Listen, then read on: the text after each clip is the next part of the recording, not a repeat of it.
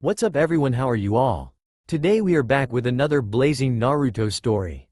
What if Naruto's love turned into rage and destroyed the Shinobi world? If you enjoy, then please like, share and do comments. Booms could be heard for miles as the two warriors' fists collided with one another. The ground would shake each time their fists collided with one another. The two fighters were fighting high above the current spectators. The first fighter was a tall and muscular man, but not like a bodybuilder but more as a man who trained avidly. He wore an orange gi that was tucked into black and blue, shin-high boots. He had an insignia on the gi where his heart was. What was his most prominent feature was his blue hair. What was normally wild and untamed black hair, is now blue and spiked straight up. The man he was fighting was essentially identical to him. He has a slightly darker skin tone and fully outlined eyes, along with a somewhat skinnier physique. His attire consists of a sleeveless dark gray uwagi, a long-sleeved black undershirt with a turtleneck, a red sash, black pants and white boots. He wears a single gold and green patara earring on his left ear. And like the other man, he would normally have black hair, but currently it was pink and mirrored the blue-haired individual's spikiness. These two fighters were Goku and Goku Black, or Black for short. "Goku will not win," muttered one of the spectators. He had pale green skin, gray irises, white eyebrows, and white hair in the style of a mohawk. He wore a violet long-sleeved shirt under a gray and yellow coat, a light blue sash, darker blue baggy pants, and white boots. He also wore an earring which was similar to the one Black was wearing that was also on his left ear. This man was Zamasu, and the whole reason this world was onslaught to the current destruction. Goku might not win, but you won't be able to see it. Zamasu turned around to see who was speaking to him. "Ah, the young Saiyan, Trunks, was it?" Zamasu said condescendingly. "What are you going to do with that jug there, boy? Are you going to offer me a drink before I end your miserable mortal life?" Zamasu laughed as he made fun of the young Saiyan. Trunks smirked at the self-proclaimed god. He could just imagine his face once he realized what he was going to do. "This is going to be your new home for all of eternity. So, I hope we made comfy enough for you," Trunks stated. Before Zamasu had a chance to question him, Trunks stuck his hand out towards him and shouted, "Mafuba." Time seemed to stop for everyone. Even Goku and Black stopped their fight as they felt the strange power. And then it seemed to restart as Zamasu felt an intense pain throughout his body as a green vortex enveloped his body. "Ah, what is this?" Zamasu yelled as he was caught in the vortex. "This is the power of mortals. You've underestimated us and now you will be sealed for all of eternity." Trunks yelled as he started to pull Zamasu into the jug that would be his prison for the rest of time. "Arg, I have to stop this boy," Black said as he tried to fly and stop Trunks. He was stopped as Goku teleported in front of him. "Oh no you don't. Your fight is with me," Goku said as he punched him into a nearby building. "You are nothing but vermins," Black yelled. "I'll kill you all." Goku flew up to where Black dislodged himself from the building. "I won't let you harm anyone else. Your reign of evil ends here," Goku yelled at him as his started to power up. "Ah," Goku yelled as he powered up more than he ever has before. He's increasing his power to unbelievable proportions, Black thought as he started to power up himself. Goku shifted his body to the side and cupped his hands together. "Ka," Goku started. "This is for all the people you have killed." "Me?" Goku said as he started to charge his signature technique. "This is bad," thought Black. "That has the potential to kill me with the sudden power boost he obtained." Black shifted his body to mirror Goku's and started to charge his own variation of Goku's signature move. "This is for betraying your own master." "Ha, this is for you destroying innocent planets." "Me?" Goku's palms were bright with the color blue and holding in an amazing amount of condensed energy that waited to be released. Black, who stood across from Goku, had his own ball of energy that was pink and had a tinge of black in the middle of the charging energy. "And this is for my family that you killed here." "Ha, ha." Both Goku and Black yelled as they released their attacks at one another. Pink met blue as the two Kamehameha attacks met each other in the air. The power that was behind them were only equal to each other. The power behind the two blasts could be felt across the planet and even the universe. Both Black and Goku grunted as they tried to overpower one another. The amount of power the two blasts were making in their push was becoming too much for the universe, however. Both combatants felt their attacks weaken until they vanished into nothingness. Before they could question it, a small black ball appeared where the two blasts collided. Then the ball expanded to the size of a basketball until it stopped growing once it reached the size of one of capsule core. Spaceships. The black mass of energy started to pull things into it like a vacuum. The force started to pull the two fighters in. "What have you done, you imbecile? You've created a black hole." Black yelled at Goku. "What? You're just as responsible as I am." Goku yelled as he freaked out. He didn't want to be sucked into the black hole. He still had to be with his family. And Chi-Chi. She'd kill him if he was sucked into a black hole. Then, in a very rare moment of intelligence that only Goku can have, he thought of a way to save himself and stop the black hole. Black turned to yell at Goku some more only to find he wasn't there. "Where did that Moro?" Black stopped what he was saying as he felt a presence behind him. Black turned around only to see Goku there with a ki blast in his hand.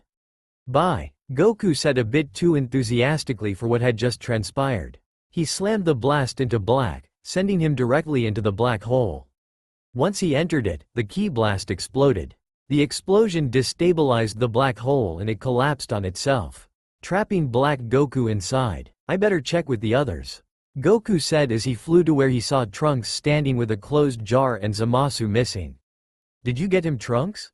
Goku asked. "Yeah, what about Black? Did you get him?" Goku frowned. "I sent him into the black hole that we made." Trunks' mouth fell open at the way Goku seemed to dismiss the fact he made something so powerful. "I ended up destabilizing it with a ki blast and it collapsed on itself, but I don't know if he is still alive or not," Goku told the young Saiyan. "How did you know you could destabilize it?"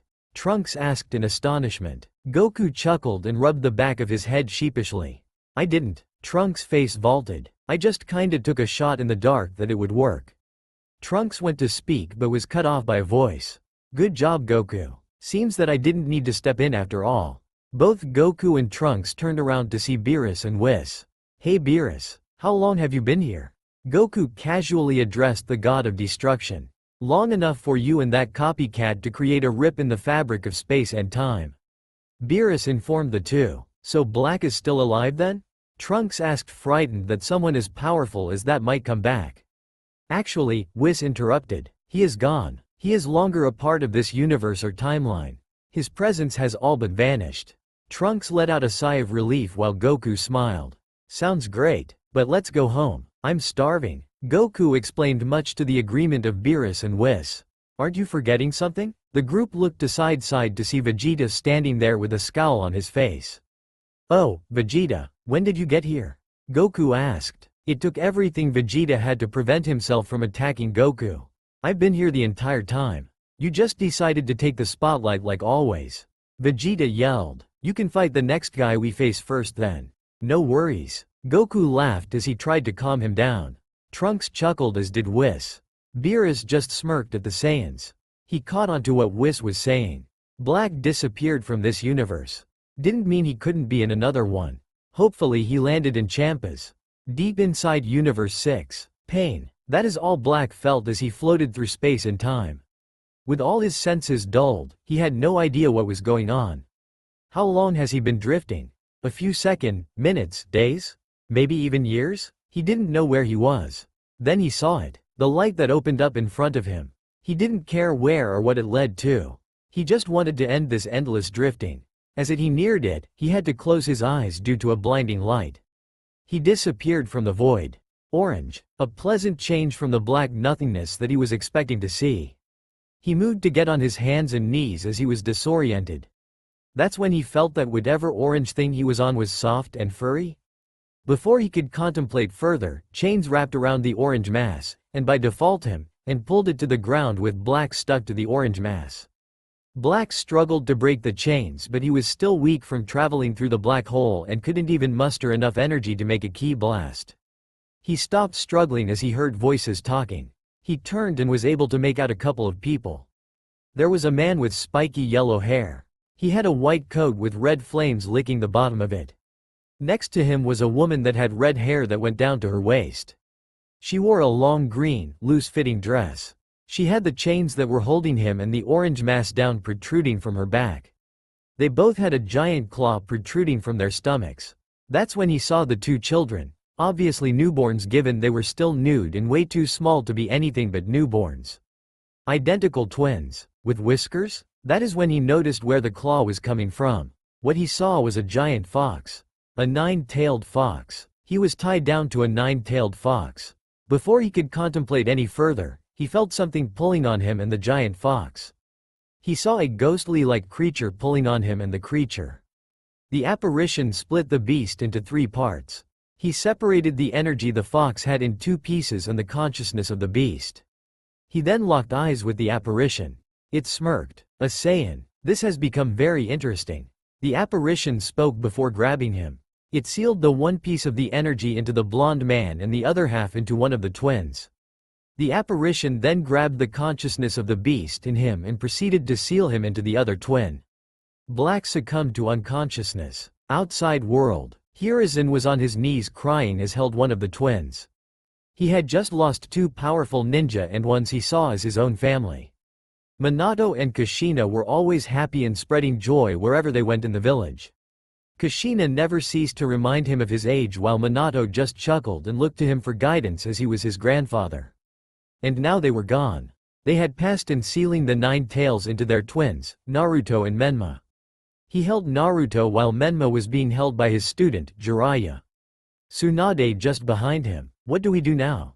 questioned Tsunade. She was heartbroken at the thought of losing her surrogate sister, Kushina. Kushina had lived in the Senju compound when she had came to the village given the Senju and Uzumaki were distant cousins. "What do you mean, what do we do now?" "We train little Menma of course." Jiraiya shouted loudly. "And what of Naruto?" Hiruzen said a bit distastefully at the white-haired man. "What of him?" "You heard Minato's words. Menma has the yin chakra of the 9 tails inside of him while Naruto just has the consciousness." Jiraiya said. "Menma needs all the training he needs to harness the power bestowed upon him."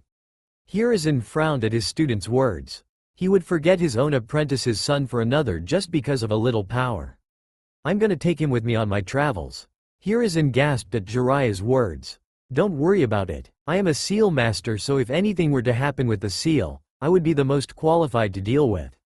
And Naruto will do fine growing as a Nor what the hell." Jiraiya shouted mid-thought as he pointed at Naruto. The group all turned to look at Naruto who was wrapped up in Hiruzen's arms. Naruto's once golden hair was now turning to a solid black. His blonde eyebrows now matching his hair. And his skin now taking a darker tone than the one before. Black's hair and skin tone. What just happened?" a stunned Tsunade asked. "I don't know," Hiruzen muttered. Jiraiya moved towards Naruto and moved the blanket he was wrapped in. He looked at the seal on his stomach to see it was slowly changing to something he has never seen before. The seal may be the cause of it. Hiruzen looked at Naruto's stomach and noticed the changes. This is the first time that we have heard of a tailed beast being sealed by the Shinigami. Maybe it is the Shinigami's influence that made the boy's features and seal to change. Jiraiya said in thought. "That may be true, but I still refuse you to leave," Hiruzen stated. Jiraiya looked at Hiruzen as if he was crazy. "But he needs to be trained in order to control the power of the 9 tails. Kumo already has a Jinchuriki who can fully control their tailed beast. Plus, if he remains here, people would feel the power of the 9 tails when he is training and make the connections." Jiraiya reasoned. "You've heard the stories of other villages' Jinchuriki. Do you want that for these boys?" Before Hiruzen could speak, Tsunade stepped forward. "No matter how much I hate the pervert, he does have a point." Hiruzen's jaw hit the ground. He never thought he would see the day Tsunade would agree with Jiraiya. Plus, he's gonna need my help. Can't have him train a Jinchuriki and end up dying to the tailed beast's power. Only a medic of my caliber could heal that type of injury. Plus, I have to keep an eye on my godson after all. Can't have his godfather making him into a pervert. Hiruzen looked down as a shadow covered his eyes. He was shaking with rage. "What about Naruto? He's your godchild after all. Minato and Kushina trusted you two to look after their kids when they weren't able to." "Sensei, it's just that Hiruzen snapped at Tsunade. "No, I'm no longer your teacher. I know I didn't teach ungrateful kids like you two." Hiruzen looked up with a fire in his eyes. "Leave if you want, but know this. You won't be labeled as missing nin, but you won't have any backing of Konoha either. If you cause trouble in another village, you will be held responsible. Any money that you need, you have to get on your own. I will not send any missions to the both of you. Do you understand? Hiruzen yelled. Both Sannin nodded at him. And you better return by the time Naruto graduates from the academy. You can't keep him away from his own blood. A nod. And whatever money you take with you, that will be all you get. If you guys so much as come back before Naruto leaves the academy for any reason, you will stay. Any attempt to leave will result in you two becoming missing nin with a reward so great whether you are brought back alive or dead.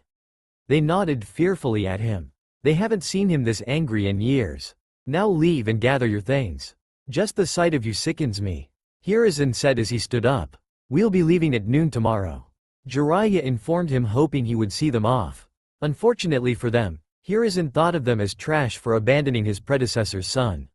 None of them noticing an Anbu, with the kanji for root on their mask, listening to their entire conversation. Inside the seal, before Hiruzen came, Black Goku groaned as he sat up. He noticed he was in shallow water. He looked around and noticed he was in some sewer. He stood up and stretched. He then saw giant bars just a few feet away from him. He walked towards them and saw they closed together to where he couldn't get through if he wanted to. Well, what's a human like you doing in here? Black turned around and was met with the giant fox he saw earlier. The only difference being is that he couldn't sense an ounce of power compared to the near limitless power he felt earlier. And who are you calling a filthy human, you overgrown plush toy? Black shot back. Kurama growled at him. I am a god. I have brought fear into other gods with just my presence. He boasted. Another human claiming to be a god. I already dealt with Madara's god complex and I certainly don't need to deal with yours. Kurama shouted. Claim? No, I am one. Black shouted before he powered up. Ah! Kurama was utterly shocked at the power Black was showing as he saw Black's hair turn from black to pink. He hadn't felt power like this since his father. And Kurama was ashamed to say it. But Black would have decimated his father should they fight with this power. However, just as quickly as he changed, it disappeared as Black fell to his hands and knees.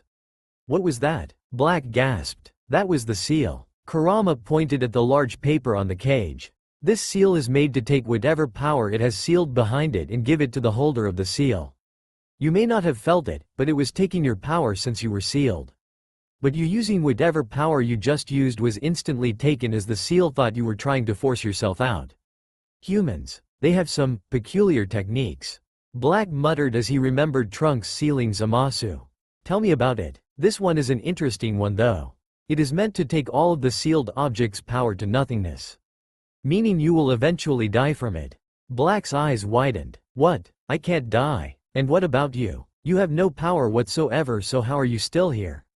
Black shouted. Kurama laughed at the self-proclaimed god. That may be true, but since I don't have any chakra, it never detected me as an entity to be sealed.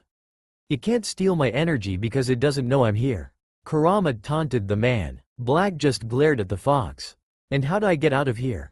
There has to be a way for me to get out before I die. Black yelled. Kurama looked thoughtful for a second before speaking. There is a way, but you won't live long enough to see it. Black gave him a look to continue. You see, we are in what is called a Jinchuriki, or power of human sacrifice. The only way for a tailed beast, such as myself or something else that would be sealed like you, to get free would for their Jinchuriki to die or release us on their own. Kurama paused for a moment. Your best bet is to wait for your Jinchuriki to die, as they will be loyal to their village and not release us in fear of the home being destroyed. Before they could continue, they heard talking and were able to see what Naruto saw. They witnessed the entire scene with Hiruzen and his two students. Seems that seal absorbed more than just your energy. It seems to have absorbed your DNA also. Kurama smirked. You may be lucky. Black looked at Kurama in puzzlement. You may never be free, but how does having an apprentice sound? This boy is meant to live lonely and hated by the village. And I don't know if you ever wanted this. Naruto is now technically you in a sense. Plus, those monkeys didn't see that Anbu hiding in the bushes. That ninja belongs to a shady organization known as Root. It is led by a power-hungry fool who cares only for himself. I'm willingly to bet that he will spread word of Naruto being a Jinchuriki, leading to his abuse and neglect. That will make him resent the village and humans such as you do. Black had an evil smile. And with that, I can create my own god here and can watch peacefully as Naruto destroys all these pathetic mortals. After all, it is a father's duty to make sure his son can protect himself. Black said. Now, what can you tell me of this world? Black asked. Kurama grinned. He was going to enjoy being sealed with this man. 7 years later. Taiko, shouldn't we be heading out to watch the boy already? It's getting late and the village has started their celebration, said an Anbu wearing a mask that resembled a cat. Calm down, Neko. The festival only started so things are still calm, stated their captain who wore a mask resembling a cat. Just relax a bit and enjoy yourselves. Neko along with the other Anbu in their squad look a bit reluctant at that. But orders were orders, and if they left that could be seen as insubordination grounds for being stripped of Anbu and even their ninja license. Begrudgingly, Neko sat down in Anbu HQ along with her teammates following her. She looked out the window and hoped for the best. Seal. Naruto woke up with a groan. His head hurt. The last things he remembered was walking home as everyone set up for the festival. Then he remembered when he turned the corner to go to his apartment, he was met with a mob of people waiting for him. From civilians to ninja. And then pain. Unbearable pain. They had attacked him and probably dumped him somewhere to rot. That is when he noticed the sewer-like place he was in. Great, they dumped me in the sewers below the village. Damn villagers. Naruto spat as he stood up. You're not in a sewer, kid. Naruto turned around at the sound of another voice. What he was met with were giant metal bars that seemed higher than the Hokage monument. Then he saw what lied behind the bars. A giant nine-tailed fox with a man with black hair sitting on the fox's head. Welcome to your mind, Kurama said in a booming voice. Who are you? Naruto asked. He figured who the fox was, but the man was a mysterious. Black jumped down to where he was in front of the bars separating Naruto and his tenants. Well, I have many names but people call me Black Goku, or just Black for short. And this guy, Black motioned behind him, is the nine-tailed fox, or Kurama. Naruto looked at him wearily for a moment. Could he believe him? Did he really have a man sealed inside him along with the nine tails? I know it might be hard to believe, but it is true. We have been sealed in you since your birth, Black said. Naruto's eyes widened. My birth? So do you guys know who my parents are? Can you tell me about them? Naruto pleaded. Kurama looked at Black and smirked. How about we show you instead? Kurama said behind the mindscape shifted to show the day Naruto was born. Naruto was tears when he saw his parents. His father was the fourth Hokage. And his mother was beautiful. He was so happy to finally know who they were. However, that soon died as he found out his godparents abandoned him for his twin brother. How do you feel about all this, Naruto? Black said. Naruto looked down as his hair shadowed his eyes. How do I feel? I feel angry. No, I feel furious. How can they be in this hellhole for my brother? If they ever come near me, or any of these bigoted villagers, and try to act like nothing happened. He looked up and Black grinned at Naruto as he saw his eyes changing from his blue to a seafoam green. I'll kill them all if they think I'll ever forgive them. Ah! Naruto yelled as electricity sparked around him. Then, energy exploded around him as a yellow aura surrounded him. His hair changed from black to yellow. If possible, his spiky hair got spikier. Naruto felt weird. No, he felt stronger. As if he could fight all the Junin in the village and still win. Congratulations, Naruto. Naruto looked at Black. You have reached what is known as a Super Saiyan. And what is a Super Saiyan? Naruto asked in a bit deeper voice. Well, you are a Saiyan, a proud warrior race. But you weren't born one. Black said. But before that, let me tell you my story. Black then proceeded to tell Naruto how he came to be and how he ended up here. The entire truth. Forest of Death. Anko was pissed. It had been a month now since that bastard Orochimaru left her on that island after giving her the curse mark. She was only 10, damn it. She wasn't even a ninja and the bastard betrayed her trust. She was heading home from training when she saw it. To her left she saw a bright golden glow in the distance of the Forest of Death. She decided to make her way over to the glow only to find a boy glowing with a shroud of yellow around him. He's injured, Anko thought as she inspected his body. Cuts and bruises littered his body. Summoning jutsu, Anko yelled as she slammed her hand on the ground. A small black snake appeared in a puff of snake. Anko quickly put a rolled-up scroll in its mouth. Quick, take that note to Yugao Ne. The snake nodded before it slithered off towards the village. Anko cut Naruto's shirt and started to clean and bandage his wounds. Not long after, Naruto's golden shroud died down and his hair reverted back to his usual black. Wait, Anko thought. This is that boy, the one that all the villagers talk about. Before Anko could think further, a squad of Anbu appeared. Anko, what happened? Questioned the cat-masked Anbu. I don't know. I was training when I saw him lying here. Anko said. They didn't question any further as the cat-masked Anbu picked up the boy. It's fine, Anko. Go home, we'll handle this. The squad of Anbu disappeared in a flicker of leaves. Anko just stood up and dusted off her pants. She then started her journey home. Thoughts of a golden glowing boy occupying her thoughts. Hospital. Hiruzen was pissed. Naruto was never meant to be harmed. He was attacked by a drunk villager a few years ago but was saved before the idiot could do more than just give Naruto a black eye. And now, apparently a mob of villagers, and some ninja, were waiting to ambush the young boy. He was interrupted when an Anbu with a dog mask entered.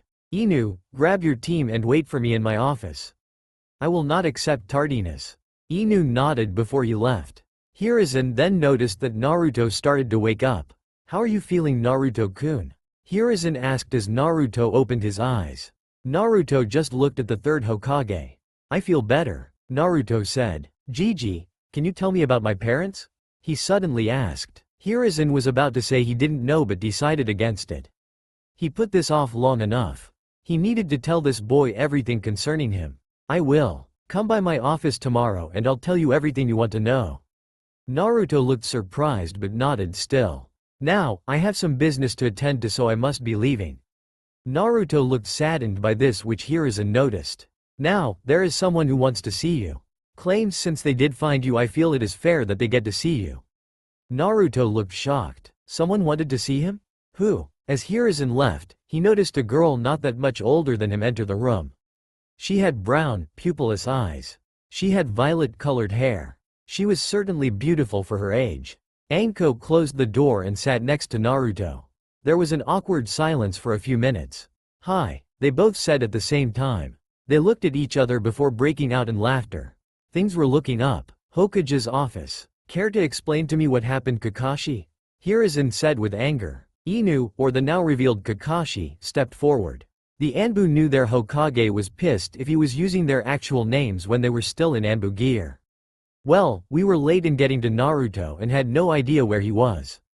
Kakashi tried to save face. Is this true, Yugao? Hiruzen didn't trust the man before him. Every single person that the Hokage put faith in seemed to stab his back. First Tsunade and Jiraiya, then Orochimaru, and now Kakashi. It is somewhat true, Hokage-sama. Kakashi glared at Yugao. Kakashi had stated that we had nothing to worry about and Naruto would be safe. So he ordered us to wait in HQ to relax for a bit. It was only when Anko's summons found me that we left to find Naruto. Hiruzen looked like he wanted to kill someone. Is this true? He asked the rest of the team. They all nodded at what Yugao said. I see. Well, he looked at Kakashi. You disobeyed orders from your Hokage, Hitaki. Grounds are for you to be removed from being an active shinobi. Kakashi's eyes widened at that. But you are one of our strongest ninja. So, I hereby strip you of your Anbu status. You are now a Junin with no chance of ever becoming a part of Anbu ever again. Furthermore, you will listen to any order given to me and be on time to everything pertaining to ninja matters. Failure to do so and I will put you on a fresh team of genin so you can learn how to be a proper ninja. Do you understand? Hiruzen yelled. High. Kakashi said a bit shakily. Good. Now, Yugao. She stepped forward. You are now Anbu captain. You were always next in line should Kakashi retire, but due to these circumstances, your promotion has been moved up.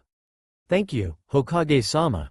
Yugao bowed. Now, as first duty as Anbu captain, I want you to find everyone involved with Naruto's beating. And prep them for public execution. I don't care if they are ninjas or council members, they will be tried for their crimes. They will of fire was back. Along with the god of shinobi. Hi, Yugao said before she and her new team vanished. Kakashi, get out of my office. Hiruzen finally sat down in his chair with a sigh. 6 years later, Naruto stirred as he woke up. He yawned as he laid in bed pondering everything that happened. First, was that when Black told him everything, He agreed to be his apprentice before the seal killed him. While he won't kill everyone, he will destroy those who try and belittle or bully him. Which he did. Then when he went to the Hokage, he was surprised that he told the same story that Black and Kurama told him of his parents and godparents. That was a shock. He knew the third lied when he said he didn't know his parents, but to find out that the third hated himself for letting his students take his sibling while leaving him here kinda touched Naruto. It showed that people cared for him even when he didn't know it. Stirring next to him brought him out of his thoughts. He looked down to see violet hair on his chest as the person showed signs of awakening. That was another thing. Anko. After the trip to the hospital, they instantly became friends. They were both hated for something that they didn't have control over. And after the third suggesting that they move in together to keep each other company, things flourished from there. Morning Naru-kun, Anko said as she sat up a bit. Morning Anko-chan. Anko leaned in and gave Naruto a peck on the lips. The sheet falling off her body to reveal her womanly figure. Only 16 and had a figure that woman would die for. With a slim, muscular build for a woman in D-cup. Anko then straddled Naruto as she rubbed their crotches together. Anko-heim, don't. Naruto moaned. Sounds like pant you don't want me to though. Anko said, speeding up her movements. You don't know how much I want to take you, Anko, but I have to go to the academy. I'm graduating today, Naruto said. When I pass and after they show up, I'll give you all my undivided attention. That was another thing. Naruto told Anko everything from his birth to meeting Black and Kurama. To his surprise, Anko accepted it, just saying it was a part of him and that made her love him even more. Oh, my Naru-kun is going to become ninja now. Anko said as she still straddled him. You're gonna fight ninja and save people. Her eyes got a dark perverted glint. And then you're gonna have your way with those helpless kunoichi. Naruto didn't know why, but Anko really wanted him to have other women. When asked why, she just responded that it made her hot thinking about it and always wanted to be with other women as her man brought them to nirvana. Anko-heim, stop, Naruto struggled to say. Fine, but you owe me, Anko said as she got off of him. Yeah. With that, both teens got dressed and left their apartment for the day. Neither of them realizing their peaceful days coming to an end. Naruto crossed his arms as he made his way to the academy. As he walked, he ignored all the glares and whispers the villagers aimed at him. Apparently, some old warhawk had spread the word that he was the Nine-Tails Jinchuriki. Hiruzen had told him he suspected it was Danzo but wasn't 100% sure it was him. But Naruto knew better. Black and Kurama had told him of the Anbu watching the entire interaction with the old man and his supposed godparents. That was another issue. His godparents and his brother Menma. They were coming today. At least, that is what the Hokage had told him. That he said they had to return by his graduation or risk becoming the most wanted missing nin to ever be entered in the bingo book. Naruto was actually surprised at the amount the Hokage was willing to pay to have them dragged back here. You could start a new village with money like that. Naruto was interrupted from his thoughts as he caught a rock aimed at the back of his head. He turned and saw the villager who threw it. He was a small, pudgy man. He was one of the market owners that always tried to sell him rotten food at ridiculously overpriced food. Get out of here, you demon. Just because you dress different doesn't mean we won't recognize your true form. Naruto looked down to his attire. Naruto stood at a tall height for his age at a height of 5 feet 6 inches. His attire consists of a sleeveless dark gray uwagi, a long-sleeved black undershirt with a turtleneck, a red sash, black pants and white boots. He also had a gold and green earring on his left ear. The earring was a gift from Black. Naruto smirked at the man before he disappeared from everyone's sight, earning a gasp of surprise. He reappeared in front of the pudgy man. The man would have gasped if it wasn't for Naruto wrapping his hand around the man's neck and lifting him off the ground and bringing him to eye level. You know the Hokage's law is still in effect, right? Naruto said as he squeezed the man's neck tighter. You, fu, ing, di, mon. The man rasped out. Naruto got a sadistic gleam as he lifted his other hand and put his index finger on the man's shoulder. What did you say? Naruto asked rhetorically. He let up his grip on the man's neck to let him speak more clearly. You fucking demon. Naruto grinned, showing all his teeth. Ah! The man cried out as Naruto shot a finger blast through the man's shoulder. It left a small hole, but you could see through it as blood started flowing out of it. Naruto was about to blast him again until a voice interrupted him. Naruto, stop, release that man now. Naruto sighed as he looked at a cat-masked Anbu. Naruto dropped the man on his ass as he put his hands behind his head. You're in for it now, boy, the pudgy man said as he held his bleeding shoulder. Naruto rolled his eyes as he spoke to the cat-masked Anbu. What now, Ka-chan? Naruto said sarcastically. Naruto always called her this when he was annoyed with Yugao. She wasn't that much older than Anko, being 18, and was like his and Anko's older sister. Though, she did have the moments where she treated them as her own children rather than siblings. He started to call her this because of her doting, but then did it out of glee seeing her get angry at the name. She took it as a jab at being called old to have kids, which fueled Naruto's sadistic enjoyment seeing her get angered at indirectly being called old. I told you not to call me that. If it wasn't for the mask, Naruto would have seen her blush. Naruto just grinned at her. As for you, she turned to the civilian. You have broken the Hokage's law. Grounds for breaking the law is public execution where you are. Yugao said. She unsheathed her blade. Wait, don't do this. I have a fam. He never finished as Naruto shot another ki blast from his finger right between the man's eyes, ending his life instantly. Why did you do that? Yugao said as she turned to face Naruto. He just shrugged. He was annoying and broke the law. Also, it was a law regarding me, so if you killed him, his family would hate you for protecting me. We don't need them hating the Anbu for simply following orders. So, I'll take the blame since they already hate me. Yugao just shook her head. Naruto always tried to take the blame whenever it was pointed at one of the people he considered family. I'll be taking the body then, Yugao said as she crouched near the dead man. Also, they arrived this morning. He is already at the academy. She then disappeared in a body flicker. Naruto frowned at that. He turned around to make his way to the academy and saw all the looks the villagers were giving him. Unless you want to end up like your friend, I suggest you shut those shitholes you call mouths. He shot a glare at them. It had the desired effect as they all scrambled as far away from him as they could. Naruto then began his trek to the academy. Hokage Tower. So, what exactly happened on your travels? Hiruzen let out a puff of smoke from his pipe as he leaned back in his seat. Before him stood Jiraiya, Tsunade, and Tsunade's apprentice, Shizune. Shizune was also holding a pig. They all looked older than when they left. Except for Tsunade, given she is using her genjutsu to make her look like she wasn't a day older than 30. Nothing much sense, a glare. I mean Hokage-sama. Jiraiya corrected himself. He had thought Hiruzen was joking when he disowned them as students. Apparently he was not. We trained Menma and traveled around. We taught him a few things that would make him the strongest of his generation without a doubt. Jiraiya cockily said. Hiruzen raised an eyebrow at that.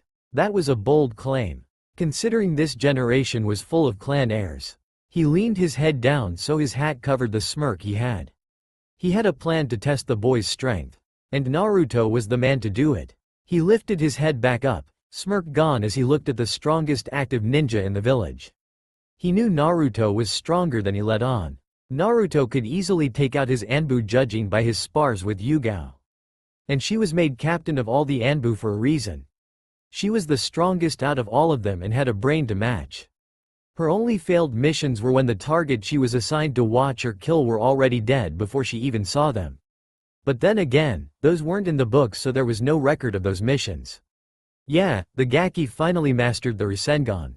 Tsunade chimed in. Not to mention I trained him to increase his strength since he can't use my style of chakra punches with all that tailed beast chakra. Hiruzen nodded as he turned to Shizune. And you, Shizune? What do you think of Menma's abilities? He certainly is probably the top of his class.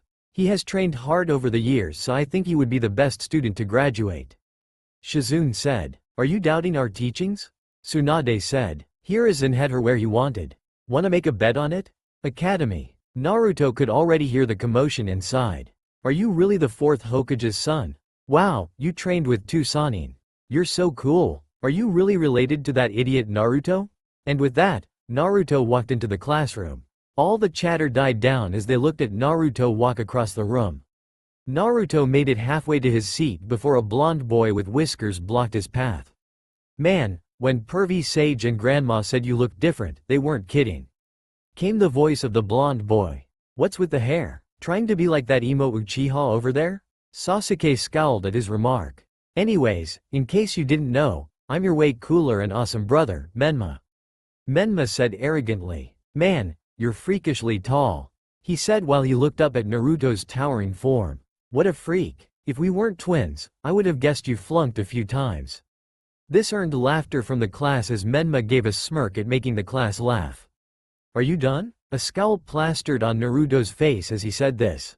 Yeah, I'm done. Good, Naruto said. Now, if you ever talk to me like that again, you'll regret it. I don't care if we have the same parents, I don't know you and I don't like you. We are not brothers. Now, I'm not a freak, as you put it. I just hit my growth spurt early. If anyone is the freak, you are. We are twins but yet I tower over you, Naruto coldly said before he took his seat next to the window. Menma was furious, his face red with anger. He was about to shout before the door opening interrupted him. Alright class, take your seats. Iruka yelled as he entered his classroom. Everyone scrambled to their seats. Naruto sat alone in his row. He didn't mind. They were a bunch bigots if they thought of him the same way their parents did. Today will be your graduation exams. Now, we are changing things up a bit. After the exams, we will be holding a little tournament after for the Hokage to make his decision since we now have an extra student. He looked at Menma, who raised his head as if he was hot shit. So, let's begin. First up, StuphinUrMuphin. This is how the next few hours went for Naruto. He watched as student after student left the room and either returned with a headband or they never came back. Next up, Menma Namikaze. Iruka called as he came back to the room. Naruto watched Menma smirked arrogantly as he waved to his already formed fan club who only wanted him because he was the son of Minato. Sure, he was his son too, the eldest in fact, but Naruto made it very clear to everyone the first day of the academy that he didn't want to bothered by breaking the kid's arm that tried to bully him. That kid was 2 years older than them. That sent a clear message to everyone not to mess with him. Especially since Naruto had a wicked grin on his face as he did it. Menma came back into the room with a stupid grin on his face. He had his headband around his forehead. Sasuke Uchiha. Sasuke got up and followed Iruka. Well, everyone but a certain Uchiha got the message. He constantly bugged Naruto to fight him. Naruto constantly refused as it would be a waste of time. That was until his self-proclaimed fangirl started bad-mouthing his parents saying that they must have been cowards if Naruto was this scared to fight Sasuke. Small flashback. You must be scared to fight Sasuke-kun. I bet your parents were a bunch of cowards. Your mom was probably a prostitute and your dad was a homeless drunk who raped her. Sakura said trying to gain Sasuke's attention. Naruto saw red. Yeah, what she said Dobi. Now fight me so I can show you the power of the Uchiha. Before Sasuke could taunt anymore, he lost consciousness as he went flying through the academy walls courtesy of Naruto's fist making contact with his stomach. And you, Naruto turned to the pink-haired monkey. His killing intent leaking, making Sakura lay down on the floor as she cried at the pressure he exerted. My parents were well respected a lot more than your bitch of a mother and your dad who died because of me. Sakura's eyes widened. That's right, he attacked me and I killed him. Not entirely the truth. He was publicly executed along with the others who attacked him when he was 7. He remembered hearing her mother became an alcoholic and addicted to drugs after that. Now, don't ever fucking talk to me again unless you want to end up like your pathetic father. Sakura ran home crying with an embarrassing wet spot on the front of her dress. Flashback end. Sakura never talked to Naruto again. Hell, she even dropped out of the academy altogether after that. Naruto looked at the door as Sasuke came back in the class with his headband on his head. Naruto Uzuma. Iruka paused. Sorry, Naruto Black Uzumaki. He called. Naruto stood up and walked out the class. But not before he heard Menma. Peeved, Black, who is the moron? Menma said as he and the others erupted in laughter as Naruto closed the door. Oh, is that asshole gonna get it? Naruto thought as he followed Iruka to the class to take the exam. After the exams, the entire graduating class stood outside as they waiting for the next fight to start. Naruto had passed his exam without even trying. And then after calculating all the scores, Naruto was named Rookie of the Year. Not that he was surprised. The exams were a joke. However, Menma and Sasuke looked like their puppies had just got kicked. They had caused an uproar but were silenced when Iruka said the title would go to them if they beat Naruto in a spar. Now, they were glaring holes into Naruto waiting for their fights against him. Naruto only had 2 fights scheduled. Sasuke and Menma in that order. He turned back to the match that started. Kiba versus that pale new kid, Sai. The not-so-secret root agent. Naruto was keeping an eye on him ever since he appeared in their class. He saw him talking to Root Anbu when he thought the coast was clear. He learned that Sai was there to keep an eye on Naruto, and if he got out of line, they would make their move and try to make him into Danzo's pet. That blew up when Sai placed the paralysis seal on him and Naruto punched Sai, breaking his shoulder. Naruto studied in seals, so he knew about as much as Jiraiya did. Considering Naruto was only 13, made Jiraiya look like a joke. Hell, even Minato wasn't this advanced in seals at his age. Naruto looked to the spectators and saw all the parents of the students who weren't on missions or civilians took work off to see this. He took notice of Yugao with her Anbu mask in place standing atop of the academy roof. He also noticed her second-in-command, Crow. He knew Itachi was Crow before he killed off his clan, so he had no idea who Crow was and neither did Yugao. The Hokage had just said that he was a long-time Anbu member who needed his identity to remain secret for security purposes. Naruto shrugged as he didn't really care. If the Hokage trusted him, then so did he.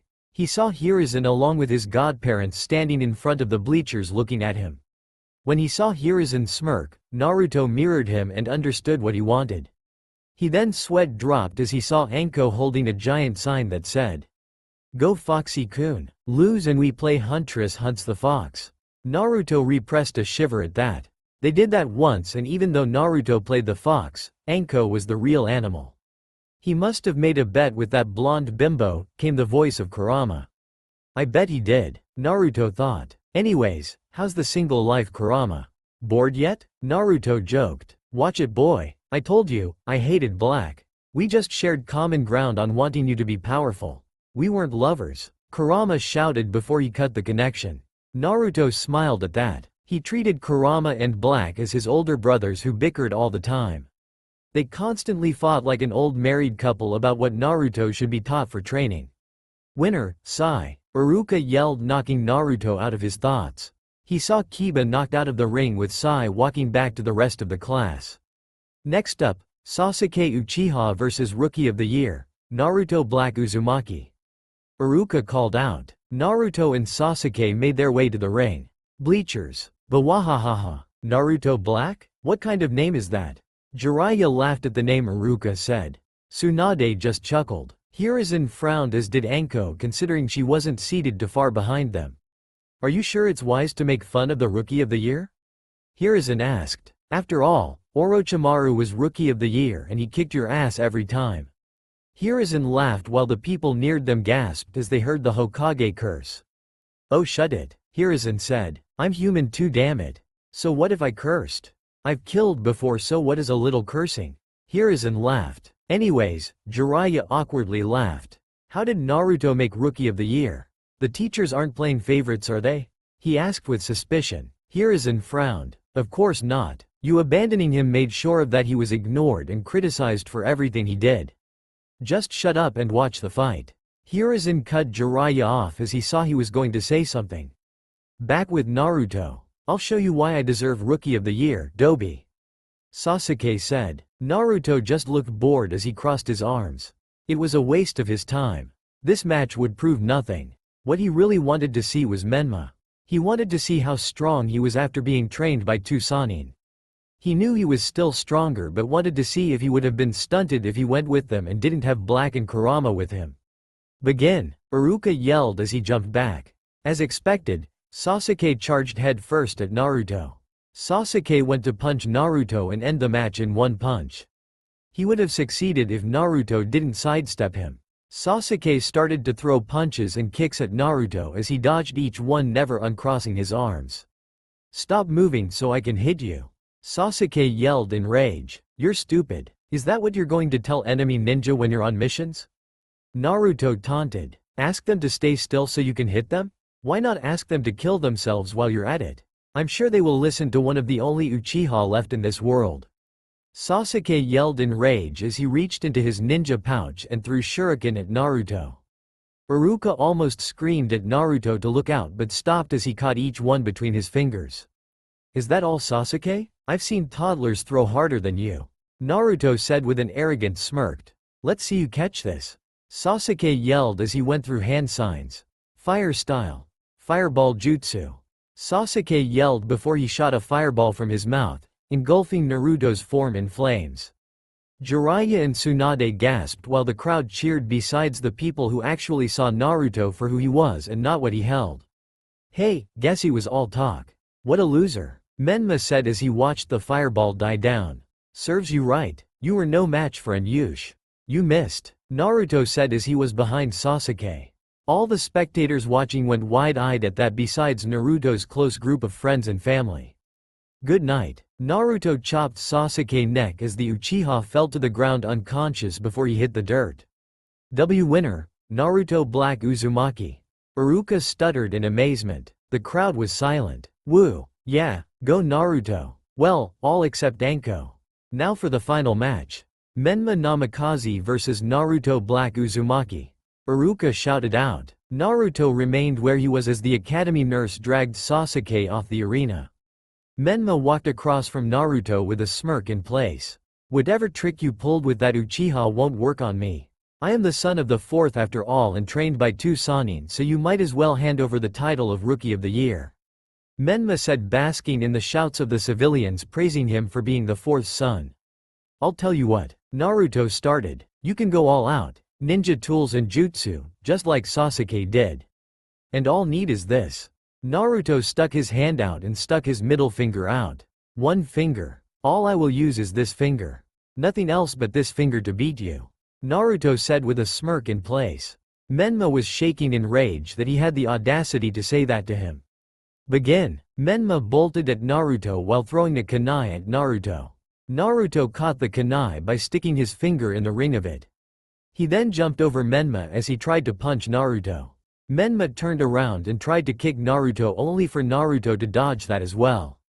This continued for a few minutes with Menma's rage growing. "You bastard." Menma then put his fingers in an all too familiar cross sign.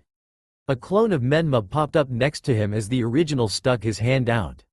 "This technique took me a year to master." The clone started moving his hands over the original's hand and molded the chakra Menma was letting out. "This is my father's signature jutsu." The clone dispersed as Menma charged at Naruto. Rasengan. Naruto watched Menma run at what was high genin maybe low chunin speed. To Naruto, it was a snail's pace. Menma thrusted the Rasengan at Naruto only for Naruto to stick his hand out and attempt to catch the Rasengan. "Idiot." Menma inwardly smirked. Menma, expecting the Rasengan to do what it did, jumped back expecting Naruto to be blown back from it. Imagine his and his godparents' shock when Naruto held the Rasengan in his hand. "Wow, I'd say I was impressed if this would have done any real damage should it have landed," Naruto said as he inspected the Rasengan. "Like you could do any better. Only 3 people alive know how to make that and I'm one of them." Menma yelled. "Now let it go. I bet that's the only way you could ever use a Rasengan is from taking it from my hand." Naruto raised an eyebrow. "Really? It just chakra manipulation in maintaining its form," Naruto said. "I mean, I have completed and made many variations already." With that, Naruto added chakra to the Rasengan as it grew. It passed the size of a basketball and continued to grow. He finished when it completely covered the sun and casted a shadow over the spectators. Think of the Rasengan Boruto uses on Momoshiki when Naruto powers it up. See? Not hard at all. He then dispersed it as if all that condensed chakra was never there.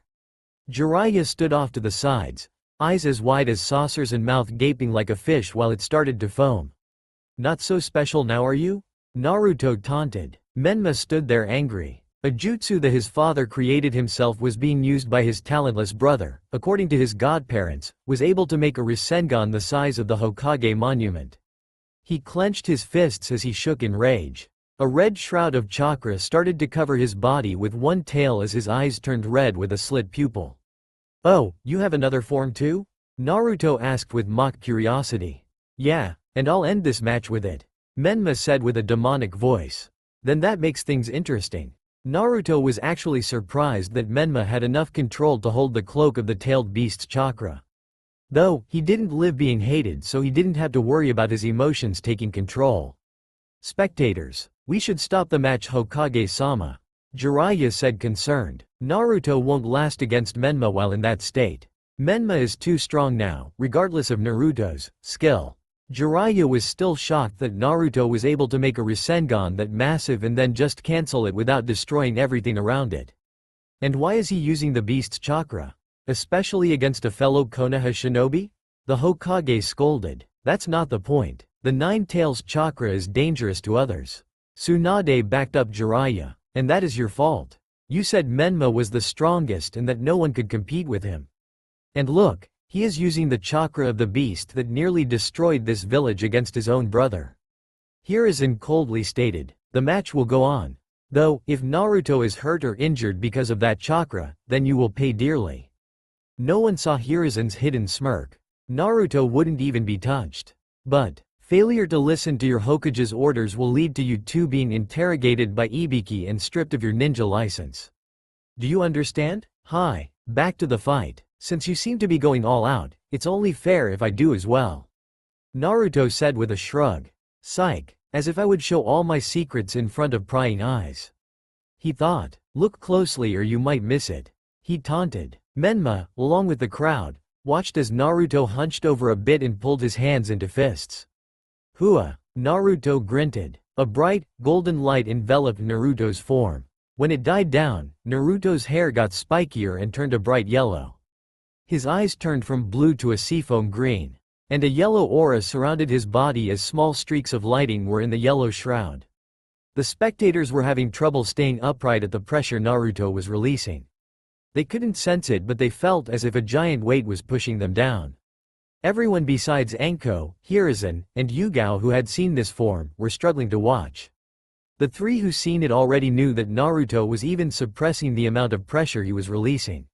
This was maybe 10% of the entire pressure he would normally use when he transforms. Naruto's form took a deeper tone to it as he spoke. Is my form. I call it, Super Saiyan. Naruto settled into his fighting pose. Now, are you ready? I don't care if you dyed your hair. I'll beat you. Menma phased out of view at what Naruto thought to be mid-Jonin speed.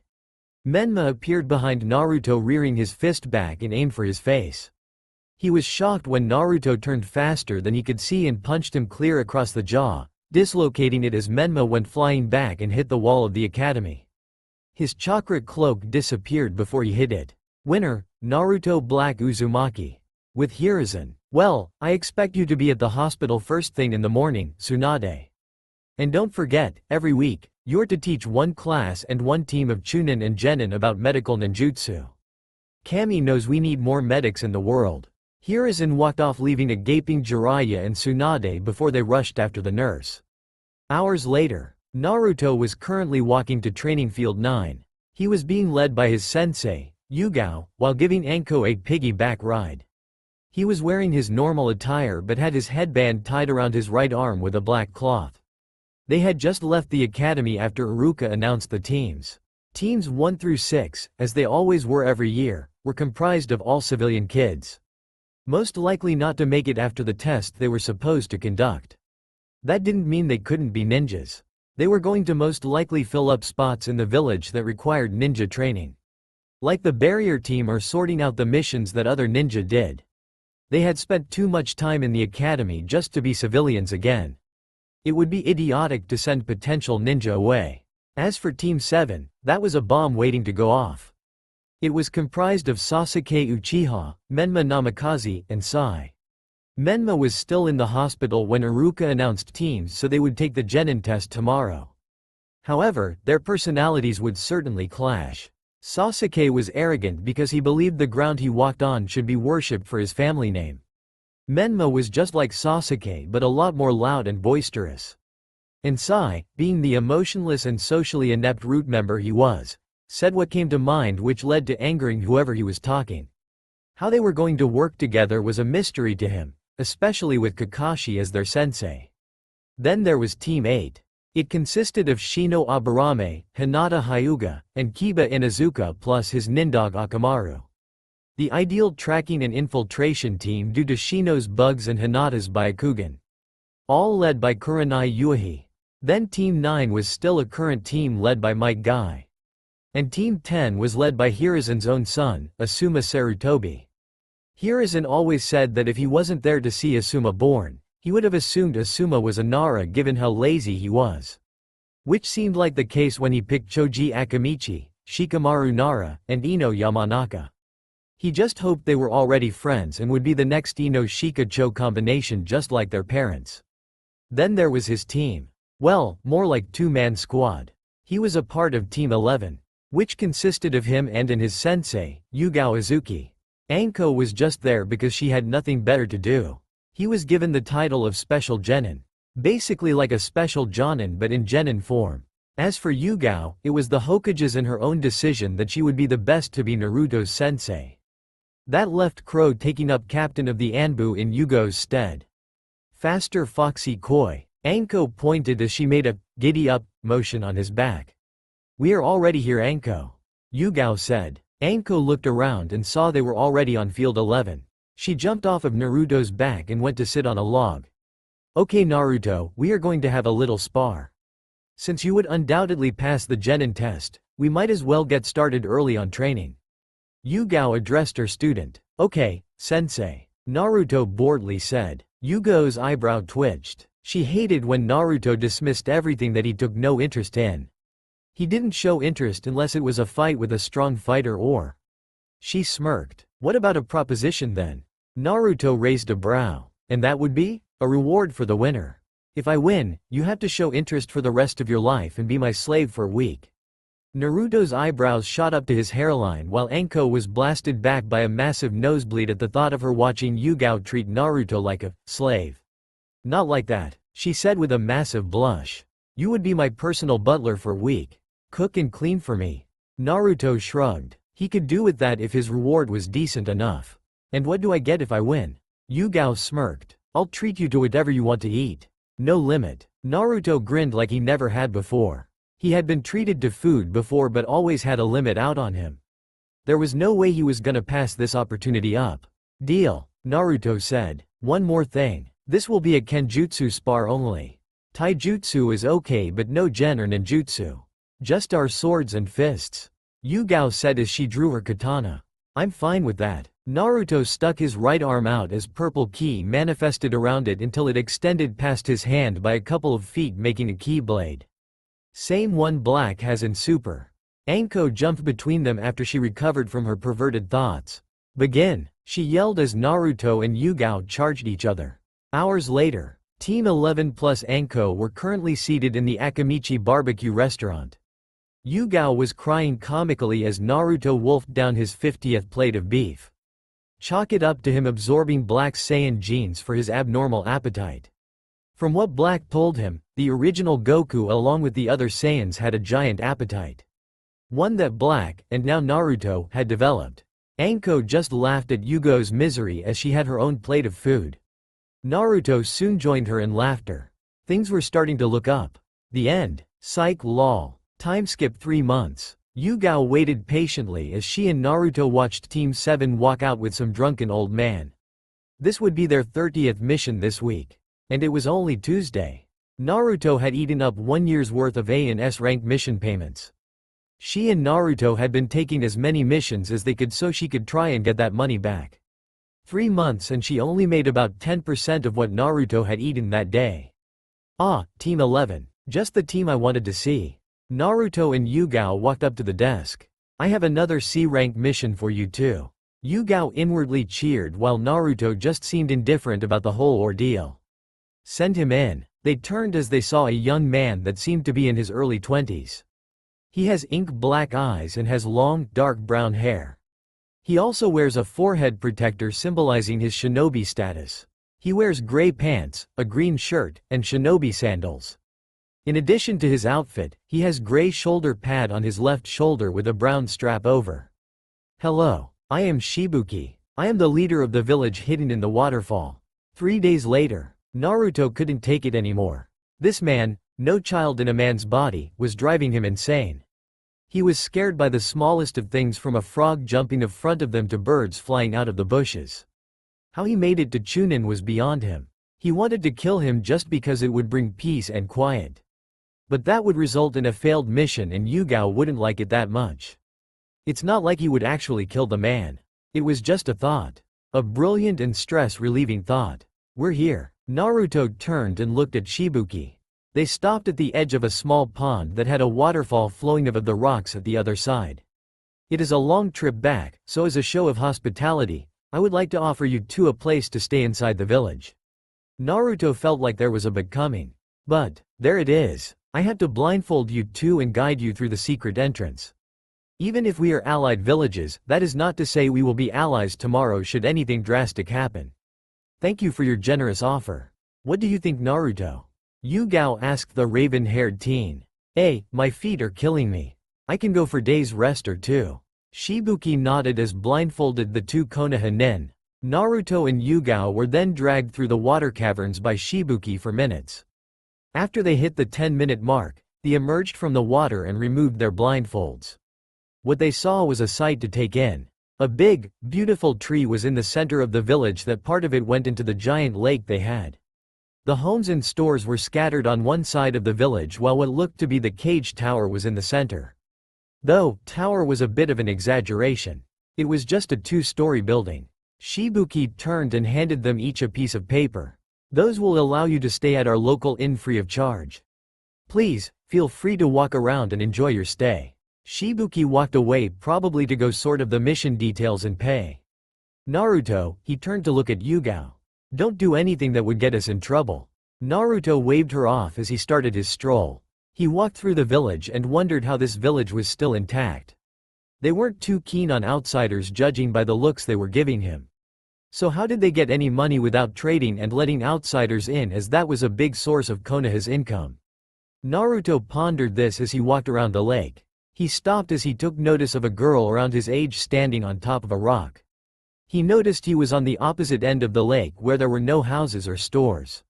What do you want? Here to ridicule me after the villagers told you what I am? She had a petite frame, a darker skin tone similar to his own, if only a bit darker. She wore an orange clip in her short, layered mint-green hair that matched her eye color, which was also orange. Her ninja outfit consisted of a short sleeveless white midriff shirt with fishnet armor underneath, long white armlets, and fishnet shorts with a short white apron skirt over it. Her forehead protector was worn on her right arm. She also carried a cylindrical object in red wrapping on her back. Naruto thought she was as beautiful as Anko was. Naruto, I know, Kurama. Well, are you just gonna stare at me all day or what? She said, irritated. Hey 7, I'm 9. Naruto said. Name's Naruto Black. She narrowed her eyes at what he said. I'm Fu. Nice to meet you, Fu. Naruto said with a smile as he stretched out his hand to her. Fu just eyed his hand but didn't make a motion to return the gesture. What do you want? She practically spat out. Naruto just pulled his hand back to his side, but his smile turned from one of happiness to a sad one. That was just a kind gesture to a fellow Jinchuriki. I wanted to know how your life had been up till now. He answered, but by your reaction alone, I can tell you didn't have a great one. Yeah, well, what was your first clue? I was meant to have a hard life. Human sacrifice, right? She turned around so he couldn't see her tears fall. What would you know anyways?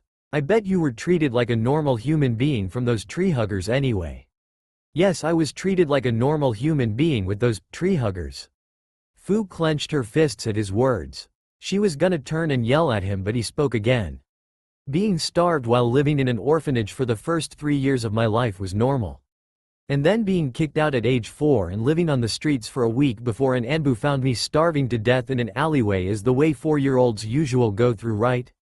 Fu covered her mouth with her hands. She had it bad, but he sounded as if he could have died at any moment. Being yelled at and chased away from stores for being a demon, or being overpriced for rotten food. And let's not forget about the academy purposely giving me low test scores when I entered, hoping I would fail and never graduate. A normal life, right? Naruto looked at her and saw she was openly sobbing. I'm so sorry, Fu said between sobs. I didn't know. I thought I had it bad with the name calling and being forced to live away from the village, but you had it worse than me. She turned around to face him. I'm sore. She got cut off as Naruto pulled her into a comforting hug. She weeped harder into his chest as he rubbed her back. I didn't say all those things about me to sound like a jerk. I said it to show you that it doesn't matter if a Jinchuriki comes from the nicest village, we are all treated the same. We are seen as nothing but demons, as the civilians, and nothing but weapons to most Kage. He didn't tell her about the beating when he was 7 or the black eye that one villager gave him, but she didn't need to know that. We have hard lives. I've even heard that the Jinchuriki of the One-Tails is a psychopathic killer. Which his own father did to him. What type of father does that to their child? Naruto informed her. They stayed silent, the only sound was the small waves of the lake and the sniffles from Fu. Naruto rubbed her back, reassuring her that everything was fine. Why don't you tell me about yourself and I'll tell you about myself? Naruto told her, that is what friends do, right? Her eyes widened at that. Friends? She looked up and saw him giving her the kindest smile she has ever seen. Sure, Shibuki was nice and helped her out, but he was more of a brother figure than a friend. Her first friend. She nodded her head rapidly into his chest. Naruto went to unwrap his arms from her body, but Fu quickly wrapped hers around his frame. He gave her a puzzled look while she had a blush on her cheeks. Can we stay like this? I mean, friends do hug after all, right? She buried her cheery red face into his chest to hide her embarrassment. Naruto just chuckled and wrapped his arms around her again. Sure, we can stay like this. They then began to share stories of their personal lives with each other. Both good and bad. Naruto learned a lot about Fu. Her likes and dislikes. How she liked eating healthier foods such as fruit and vegetables. Sure, she ate meat on occasion and was no way worried about her figure, but she generally enjoyed the tastes of fruits. She also enjoyed swimming in her free time and even enjoyed flying around. Something he learned when she told him that Chome, the 7 tails, gave her wings and she had the ability to fly. He was quite jealous and planned to have a nice chat with Kurama later about any special traits like that. He also learned that she hated perfume and cologne. Considering she was holding a bug and they literally had bug spray, she didn't like anything that could be sprayed. She liked the natural scent of things and didn't like artificial smells. She also hated arrogant people who believed they were better than others and ninja who believed that just because they were a high rank that anyone below them was weak. Such as the Jonin who believed they were stronger than the Genin they meet. There were numerous Genin that could take down Jonin. Itachi came to mind. He was barely in the academy due to skipping years ahead and spent less time as a Genin before he was inducted into Anbu at the age of 10. He then became an Anbu captain of his own squad at age 13. Shortly after all this, he murdered all of his clan besides Sasuke. Someone so skilled at that age was scary beyond all doubt. And Naruto couldn't wait until he had the chance to fight him. The thought just got the blood flowing through his veins. It was exhilarating, and throughout the whole ordeal, the more she talked and shared, she became more boisterous and excited. He smiled at her, showing her true self. She wore a genuine smile on her face while they talked. So this is where you were, Naruto. Naruto was broken from his thoughts when he heard a voice behind him. He turned his head to be greeted with the familiar sight of Yugao. Fu also decided to take a peek over Naruto's shoulder and saw a beautiful woman with purple hair and a body kunoichis would die for. She then blushed and separated herself when she saw the woman's teasing smile. Hey Yugao. I was just with my friend, Fu. Naruto turned to Fu. Fu, this is my sensei and mother. Yugao groaned when he said that last bit. Mother. Fu yelled. But you don't look like you're a day over 20. Yugao blushed at that. She was actually 22. I'm not his mother. If anything, I'm like his older sister. Yugao Izuki. Yugao responded. Nice to meet you Yugao. I'm Fu. Fu introduced herself. Yugao gave her a kind smile before it turned into a devious grin. She rarely had times to tease Naruto and she was going to take any advantage she could. Something Naruto noticed as he narrowed his eyes at her, wondering what she was up to. Amazing Naruto. Your first mission outside of the village and you already picked up another girlfriend. Fu blushed but then gasped. He already has a girlfriend? Fu thought a bit downtrodden. Even if they only knew each other for a few hours, she could honestly say that she had some type of feelings for the whiskered boy that went beyond that of friendship. I wonder what Anko would say about you cheating on her with a foreign kunoichi. But, I can't say I'm disappointed with your choice. She certainly is stunning. Fu's cheeks went atomic at that. Though her thoughts were down because he was already taken and she wouldn't be able to act on those feelings she had no matter how small they were. Though, she turned to Naruto and donned a look as if she was thinking though Naruto knew it was just for show. Isn't she always talking about getting you to have other women? If I remember correctly, I believe she wanted you to have a harem so she can have playthings, correct? Naruto just smacked his face while Fu had an expression of shock and a hint of hopefulness. Something Yugao noticed and couldn't help but grin on the inside. This is going to be so much fun. She thought at the teasing opportunities. Alright lover boy, let's head to the inn Shibuki showed me. We're leaving tomorrow afternoon and I want to stock up on supplies in the morning. Yugao informed him. Hi, Naruto said as he turned to Fu. Good night Fu, a small smile on his face. Fu just nodded her head with a small blush still on her cheeks. Naruto turned to follow Yugao as she started walking to the village only for him to feel a small tug on his sleeve. He turned to see Fu holding his sleeve with her head down. Everything you said was true, right? She whispered in a shaky voice but Naruto was still able to hear her. It wasn't a lie, right? You won't leave me all alone again, will you? Naruto could hear it, the desperation and hope in her voice. The longing of a true friend, someone that wasn't just messing with her emotions only to abandon her. Naruto pulled her into a hug as he felt her stiffen. Of course, she panicked as she didn't know what part he was agreeing to. What kind of friend would I be if I didn't see you in person and say goodbye? He said with a grin that made her heart beat faster. She just nodded her head, afraid her voice would fail her. See y'all later then, Fu. Naruto said as he released her and chased after Yugao. Fu just clutched her hand above her heart. She didn't know what this feeling was, but she knew that Naruto was the cause of it. She knew she found him attractive and seen couples together and break up, but this feeling was confusing her. After all, how does one know what love is when you never experienced it? Fu just turned and made her way to her home that she and Shibuki had built. It was still inside the village but near one of the walls surrounding the village away from others. She was never aware of her village leader watching her interaction with Naruto. You really care for that boy, don't you Fu? Shibuki said as he walked out from behind the rock that was behind where the duo were standing moments before. I hope I can do something for you. I don't want you to lose your first friend. He muttered before he went to his own home, pondering on how he can make sure Fu won't ever have to say goodbye to her new friend. Next day, Naruto and Fu could be seen walking through the village together. Fu with a wide smile on her face as she talked animatedly to Naruto, ignoring the looks of disgust and hateful glares from the villagers.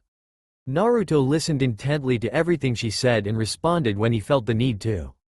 He had a small smile but also held a bit of a sneer as he looked at the villagers that were openly showing their hate towards Fu, and by proxy himself for associating with the demon. Oh, how Naruto wanted to obliterate them all just for their disgusting looks and the hatred rolling off of them. But he wouldn't for Fu. Fu had told him that all the pain and suffering she endured, she didn't want them to suffer. She would never forgive them but she didn't want to sink to their level. Naruto did not share her mindset. He believed the weak should know their place and when they stepped out of line, exterminated. Black had attempted to instill his mindset to end all mortals but Naruto saw it as a nuisance and a waste of energy. He wasn't lazy, he just didn't want to waste his time doing that unless provoked. Okay, maybe he was a bit lazy. But what Naruto wanted, which was mostly due to his Saiyan DNA, was to find and fight strong opponents. He wasn't going to get a good fight from civilians who could easily be taken down by entry-level academy students. Though Naruto was going off of the clan heirs since the civilian students were just as weak as their parents. They just didn't have the natural instinct and tough bodies clans had.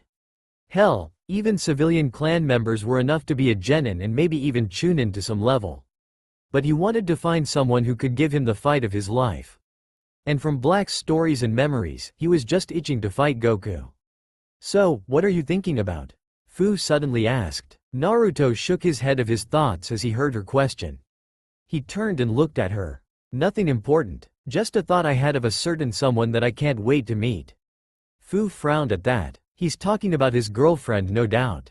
Fu thought. She was jealous of his girlfriend. Though she couldn't figure out if it was because of how lucky she was to have someone as nice and caring as Naruto or because of this new feeling she had stirring on the inside. My blood just tingles at the thought of seeing him. Naruto exclaimed, not realizing the choice of words he spewed out. Fu had a look of shock on her face. Is he gay? Fu thought worriedly. Did he just claim to have a girlfriend as a cover-up? I can't wait to fight him. Naruto continued, which Fu sighed in relief. She was fine with him being gay, but her heart clenched at the thought of not having a chance of being with him. He was the strongest person my sensei ever faced, and he is a man of unimaginable power that gave my sensei a great fight. Fu looked at him curiously. You want to fight someone your sensei had a good fight against? I know she looks strong, but do you think you can fight the guy who faced her? Naruto just turned to look at her and realized her confusion. Yeah, Yugao is my sensei, but she isn't the only one I had. My other sensei was the strongest man I know, and no doubt the strongest from our world. Naruto told her, with her not thinking about the way he said, our world. He was a god after all. Fu looked at him strangely. It was pretty arrogant for someone to claim they were a god.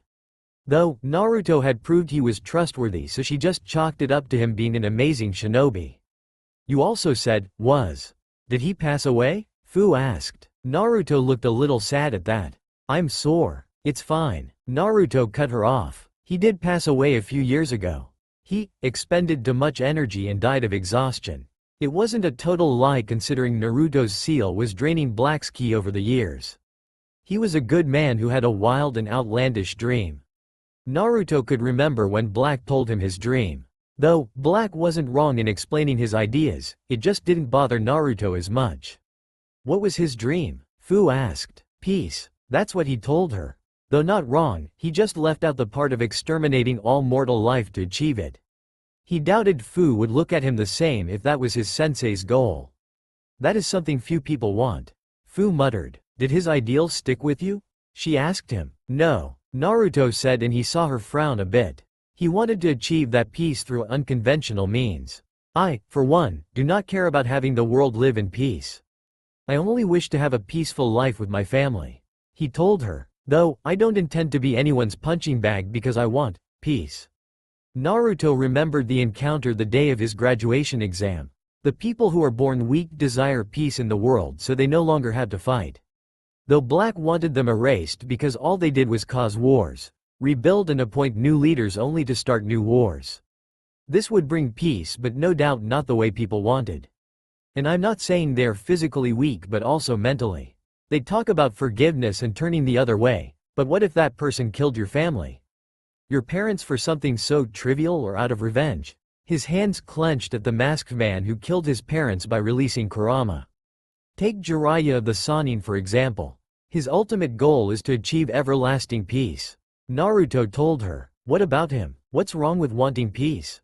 Fu thought Naruto was going to go all emo, but he kept his cool. He wants to achieve this by forgiveness. But what no one knows besides a select few is that he is looking for his ex-teammate, Orochimaru. Fu shivered at his name. Orochimaru was a feared shinobi, and the countless despicable acts were spread throughout the elemental nations.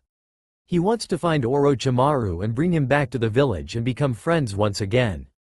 But do you honestly think that will happen with all of the terrible things Orochimaru has done? The countless kidnapping and experimentations, the murders and deaths from said experiments? All from Konoha citizens and shinobi no less. He is a dangerous and sick man. He'd be lucky to get the death penalty without having any torture done to him. Naruto spat. Naruto was mostly mad at the fact that Jiraiya would sooner go after and chase a murdering and unforgiving shinobi than take care of his own godson. Some people aren't worth saving. Fu looked at the ground for a few moments before speaking. I understand. You can't just let someone like that run free. The amount of pain and suffering those people's families went through. It would be a slap in the face if they saw the person who brought their family pain and suffering to walk around freely.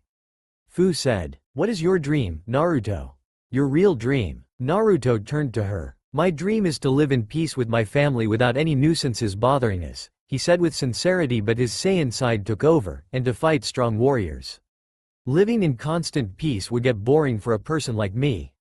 I want to fight strong people and feel the rush of battle. He boisterously yelled. Fu couldn't help but giggle at the fire in his eyes as he talked about fighting. She smiled. At least he just wanted to fight strong opponents who passed by instead of starting a war just because he was a warmonger. Naruto coughed to get himself under control at the sounds of Fu's giggling. He cursed his strong Uzumaki genes for making him get overexcited. He learned through Kurama that Uzumakis get excited easily over something they are passionate about. Don't get him wrong, he loved his parents for their selfless sacrifice. Even Black praised them for giving their lives to save their children's lives. Black did see some mortals as more than a stain under his boot. Naruto just wished the Uzumakis were a more level-headed bunch. He sighed. It could have been worse. He could have got his mom's verbal tick. He winced as if he was just smacked in the back of the head. He turned around only to see no one around him. He shook his head. Even in death, mothers were scary. Fu, she turned to look at him. What is your dream? He asked her. Her dream? She hadn't really thought about it. What did she want? What was her goal in life? She wished she wasn't a Jinchuriki, but that would result in her death. She stood still as she thought about it. She looked at Naruto and stared at him, making him slightly uncomfortable at her sudden gaze. She stared at him for a few moments and that feeling in her chest grew even more intense. It felt as if it was hurting but not physically but emotionally. It was as if it was yelling at her to tell Naruto something but she didn't know what. She stared into his eyes and then she saw it. She saw images of couples holding hands and kissing. Older couples walking with babies in their arms or children by their sides. How she longed to have a family of her own. How she wished someone could see her as Fu, a normal person and not a Jinchuriki, a demon and weapon. Then those images were changed. She saw the same couple holding hands and kissing and the couple walking with their families. But she saw herself as the women in the images this time. She turned to look at the man in the image and he turned to her and smiled lovingly. It was Naruto. Naruto was holding hands with her and walking with their kids. She saw the girl walking around had green hair with whisker marks on her cheeks. She then saw the baby Naruto was holding had black hair but her orange eyes. She knew what she wanted now. She knew what she was feeling and what she wanted to say to Naruto now. My dream? What I want in life. Naruto nodded to her. What I want in life is. Boom! An explosion went off and shook the entire village, disrupting Fu's words. They turned and saw that an explosion happened near the tree in the center of the village. They saw villagers running from that area yelling about an attack and missing Nin. Sorry Fu, but we have to put that on hold. Fu looked saddened but understood the situation. Everyone, Naruto yelled, get to your homes and hide. You'll be safe as long as you stay hidden. They ignored him as they kept running. Naruto clenched his hands. This is why he hated interacting with humans. They never listened. He tried things Yugo's way, and now he was gonna do things his way. Leave them be. If they died, it's on their hands, not his. Let's go Fu. If they don't want to listen, we can't help them. She nodded and they began their approach to the explosion. They went around the backside of the massive tree and climbed up it. They looked at the side where the explosion was and saw there were about 20 or so missing Nin. He then heard Fu gasp. He turned and saw her pointing to one of the missing Nin. He was standing with his back to them so he couldn't see the ninja's face. Around him were 30 or so villagers tied and bound. From kids to the elderly. That's Suin. He was one of the best jonin in the village before he went missing. Fu Whisper yelled. He just disappeared in the middle of the night and was marked a missing Nin. Naruto looked back down and saw he was holding a bottle of water. Why is he holding a bottle of water in the middle of this? I understand if you're parched, but holding it during an invasion seems dumb if you ask me. Naruto voiced. Oh no. Naruto turned to Fu. That's the hero water. Hero water? Fu nodded at his question. The hero water grants whoever drinks it 10 times the amount of chakra they have and makes it more potent. Fu explained. That's a bit much, don't you think? Naruto's sweat dropped. Fu nodded her head. It is, but also comes at a price. The person who drinks it also loses their life by how many times their chakra is increased. So one sip could increase your chakra by 10 times but make you lose 10 years off your life. Fu explained. That is how Shibuki's father, the former leader of the village, lost his life. He consumed too much hero water to protect the village. He saved it but lost his life due to the effects of the water. The power boost doesn't last long but the side effects are immediate. Naruto. Kurama spoke inside his mind. What now furball? Do you know it's been 2 days since I tried talking to you? Naruto yelled. Shut it. I was thinking about something that felt familiar. Kurama shouted back. And I was right. After listening to your little girlfriend's explanation, this hero water is as I feared along with this tree. Kurama told him. How so? That perked Naruto's interest as he looked around at the tree. Kurama sounded slightly worried. Anything that worried him was bound to be bad. You remember the story I told you of how chakra came to be? Naruto nodded. Then you remember the Shinju tree, correct? A look of realization appeared on Naruto's face. You mean? I believe so. Though, this tree was probably made from one of the branches that Kagaya must not have absorbed. But that water is similar to a case that happened before in a small town centuries ago. They were a strong fighting village, though they rarely lived past the age of 20. It was found that they had a Shinju branch beneath them that was giving them chakra-laced water into their water supply that boosted their chakra at the cost of their life force.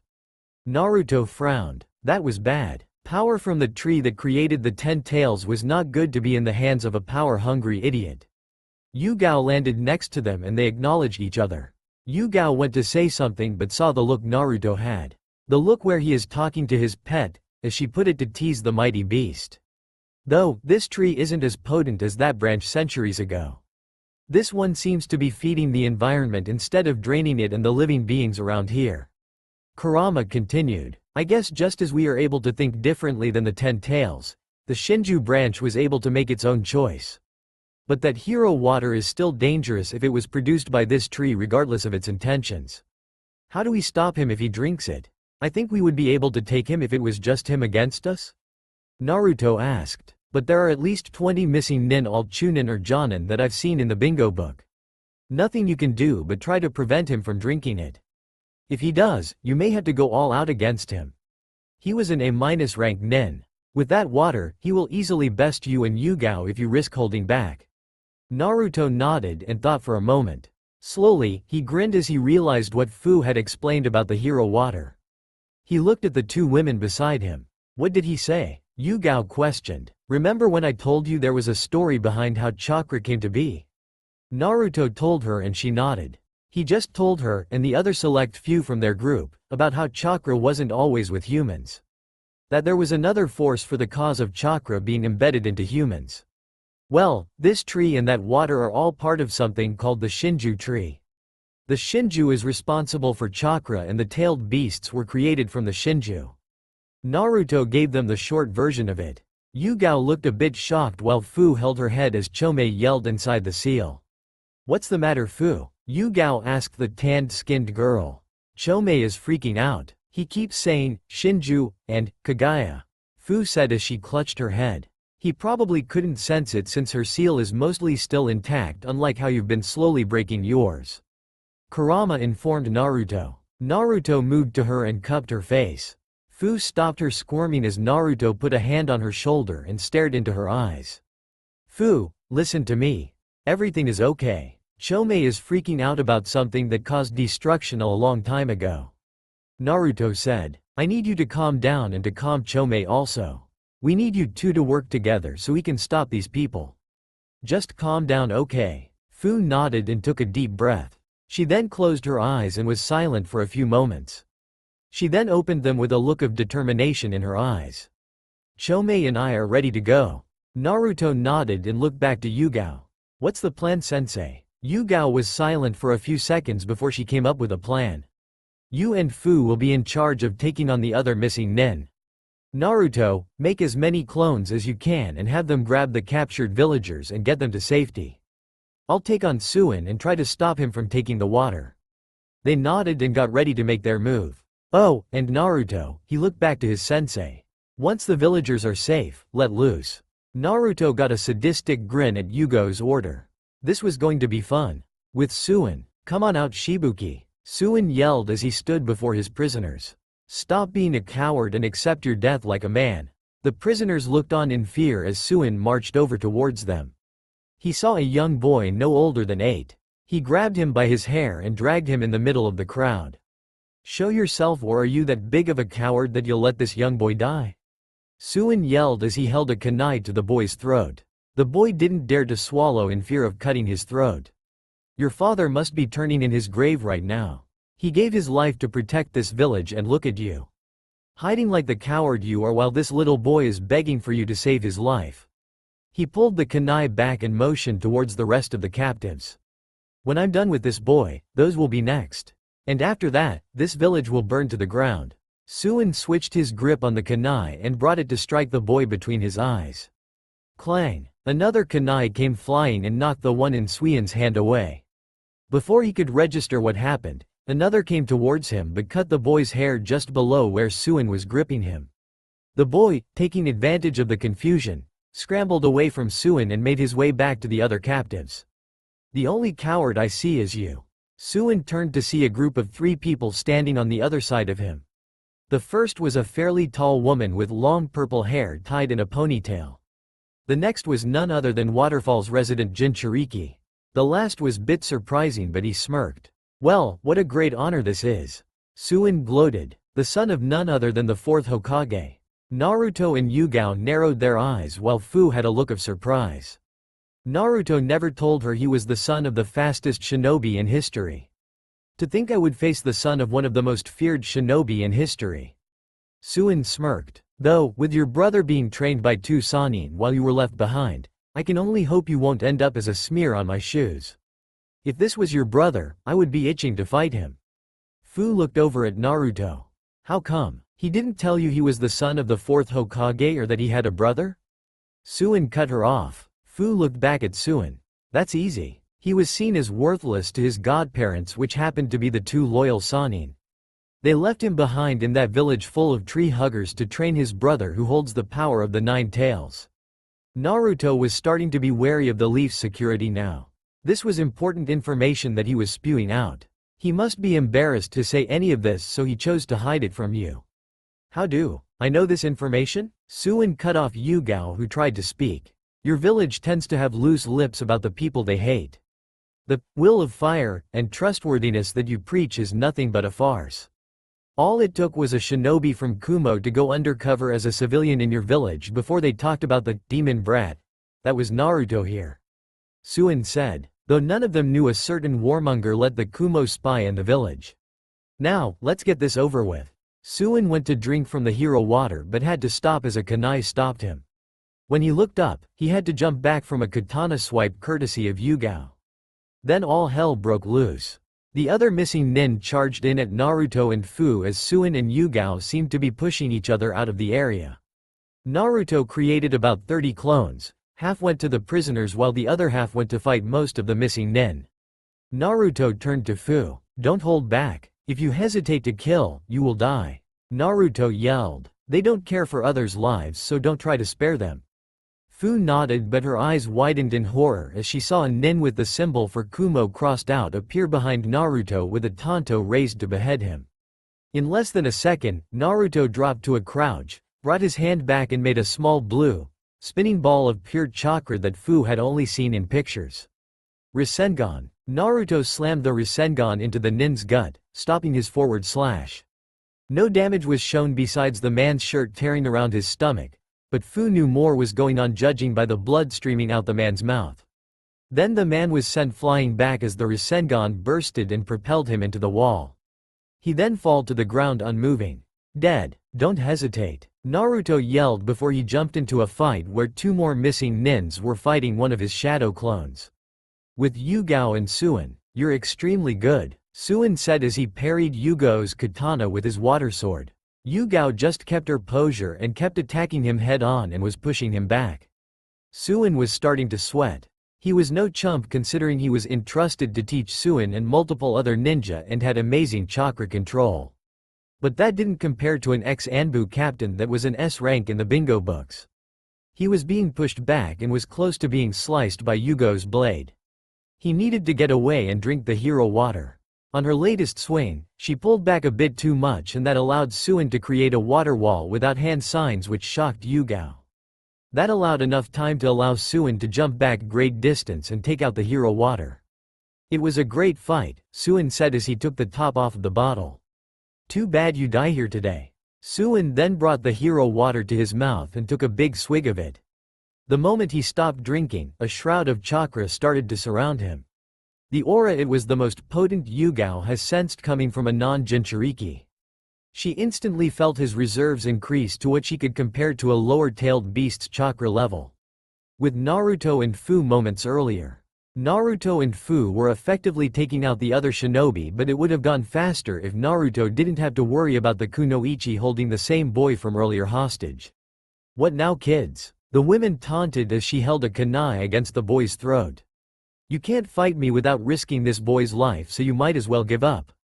Being a ninja isn't meant for children like you." They couldn't help but sweat drop at her. "Weren't you our age when you became a genin?" Fu asked. The women stopped laughing as she was made fun of. Her face flushed in embarrassment. "That's not the point. You still have no cha." She never finished as a chop to the back of the neck knocked her out. "Glad to see you come out of your shell, Shibuki," Naruto said to Shibuki as he helped the boy up and pushed him towards the village where the rest of the villagers were safely hiding. "Yes, I came to realize that as this village's leader, I have to protect all of its people, no matter the cost," Shibuki said as he turned to the pair. "And great job, Fu. You have came a long way since the academy." He smiled at her as she blushed at the praise. The moment was cut short as 10 more rogue nin appeared before them. Then they felt it, the pressure that was coming from Suin. They saw the chakras surrounding him and felt the power radiating off of him. "Naruto, I know," Naruto responded. He felt that chakra. It felt like Tailed Beast was nearby. He turned to Shibuki and Fu. "Shibuki, Fu, can you guys handle these guys? Yugao needs my help." They nodded and Naruto took off. Shibuki and Fu turned their attention back to the missing nin. They nodded at each other and charged in. Shibuki summoned his water-cutting sword while Fu summoned her wings. Back with Yugao and Suin. Suin smirked as he felt his power increase drastically. He clenched and unclenched his hand as he was taking in all this newfound power. He then turned to Yugao. "With this power, I'm unstoppable." Suin cackled. "And you will be my first victim of this newfound power." Suin summoned another water-cutting sword and vanished before Yugao's eyes. "He's faster than before," Yugao thought before she saw Suin appear before her, ready to slash her. Yugao brought her sword up to block but wasn't fast enough as he cut her from her shoulder to the top of her navel. Yugao jumped back and fell to one knee. "Time to die," Suin yelled. He jumped towards Yugao and she closed her eyes, awaiting her death. There was nothing she could do. The wound was too deep and she could barely keep up with him now. She never felt the blow though. She opened her eyes and saw Naruto standing in front of her. He stood, blocking Suin's water blade with his black keyblade. "Why the long face, sensei? This chump giving your trouble?" Naruto asked in a tone that annoyed her. She knew that he used it all the time to make her annoyed. Suin, however, wasn't annoyed or laughing. He was angry. "How can you stop me? I drank the hero water. No one should be able to stand against me," he barked. Naruto dropped back to his smug look as he stared at Suin, slowly pushing him back as he overpowered him with his keyblade. "You know, I thought you were gonna be a force to reckon with considering how you were hyping up the hero water, but all I see is man who just got a chakra boost," Naruto taunted. "You know what?" Naruto jumped away from Suin and dispersed his keyblade. "I'm gonna let you drink as much as you want. You claim this will make you powerful and I have yet to see it. Maybe if you drink more then I won't be bored." Naruto waved his hand dismissively. Suin just glared and growled at him. How dare this upstart genin make fun of him? He was the best jonin in this village for Kami's sake. "Fine," Suin barked. "You want to fight? Then you'll get one." Suin took the bottle out of his pouch. He removed the cork and brought it to his lips. He smirked as he downed what was left of the water. An explosion of chakra surrounded him, blowing away the dirt and grass around them and caused some bugs and animals that weren't prepared to be blown back. "This power is unreal. No one can stand in my way," Suin yelled. Naruto couldn't help but be amazed at the amount of chakra he now had. From what felt to low-tailed beast levels of chakra, he now had mid to high-level tailed beast chakra. Before Naruto could say something, he found a fist buried in his gut. He looked up and spit as he saw Suin smirking down at him. Naruto was then launched back and collided with the massive tree behind him. The force was so much that he was embedded to the tree. "Do you see now, boy? You are no match for me," Suin yelled before he disappeared again and appeared before Naruto. He grabbed him by his hair and extracted him from the tree only to bury his knee into the young half-Saiyan. Naruto coughed again before he was thrown across the floor and tumbled near the edge of the lake. Suin walked over to the down boy with a menacing glare on his face. He reached Naruto and lifted his foot above his head. Naruto went to get on his hands and knees only to be met with a foot to the back of his head, sending him face first to the ground. Suin proceeded to stomp on his head repeatedly, laughing the whole way. Seems like you take being hard-headed to a new level since it isn't mush right now. Suin cackled. As he was stomping, he was stopped as kunai and shuriken were thrown at him. He would have done something if his chakra didn't act as a shield and block them from hitting him. Suin turned and saw Shibuki and Fu glaring at him. Fu's hand was outstretched, showing she threw the weapons at him. He looked around and saw his group of ninja laying around. Some seemed unconscious while some were a bloody mess. Judging by the blood on both of them, they both killed his entourage. I didn't think you two had it in you to take another man's life. Suin taunted. Shibuki, the most cowardly shinobi to walk the elemental nations, and Fu, a Jinchuriki that would want to preserve life considering the way she was treated her entire life. The pair just panted in exhaustion. They realized that in order to live, you have to kill those that wish to harm you and those that you care for. Came a new voice. Suin looked to the side and saw Yugao lifting herself up off the ground, using her sword to push herself up. She then walked over to Fu and Shibuki while holding where he slashed her. He noticed she had bandaged as best she could, but it still looked sloppy considered she was doing it herself. You will all risk your lives for this boy? Suin laughed as he slammed his foot back down on Naruto's head. I can understand the leaf kunoichi, but you two also? Suin said, looking at Shibuki and Fu. When he saw they didn't falter, he growled.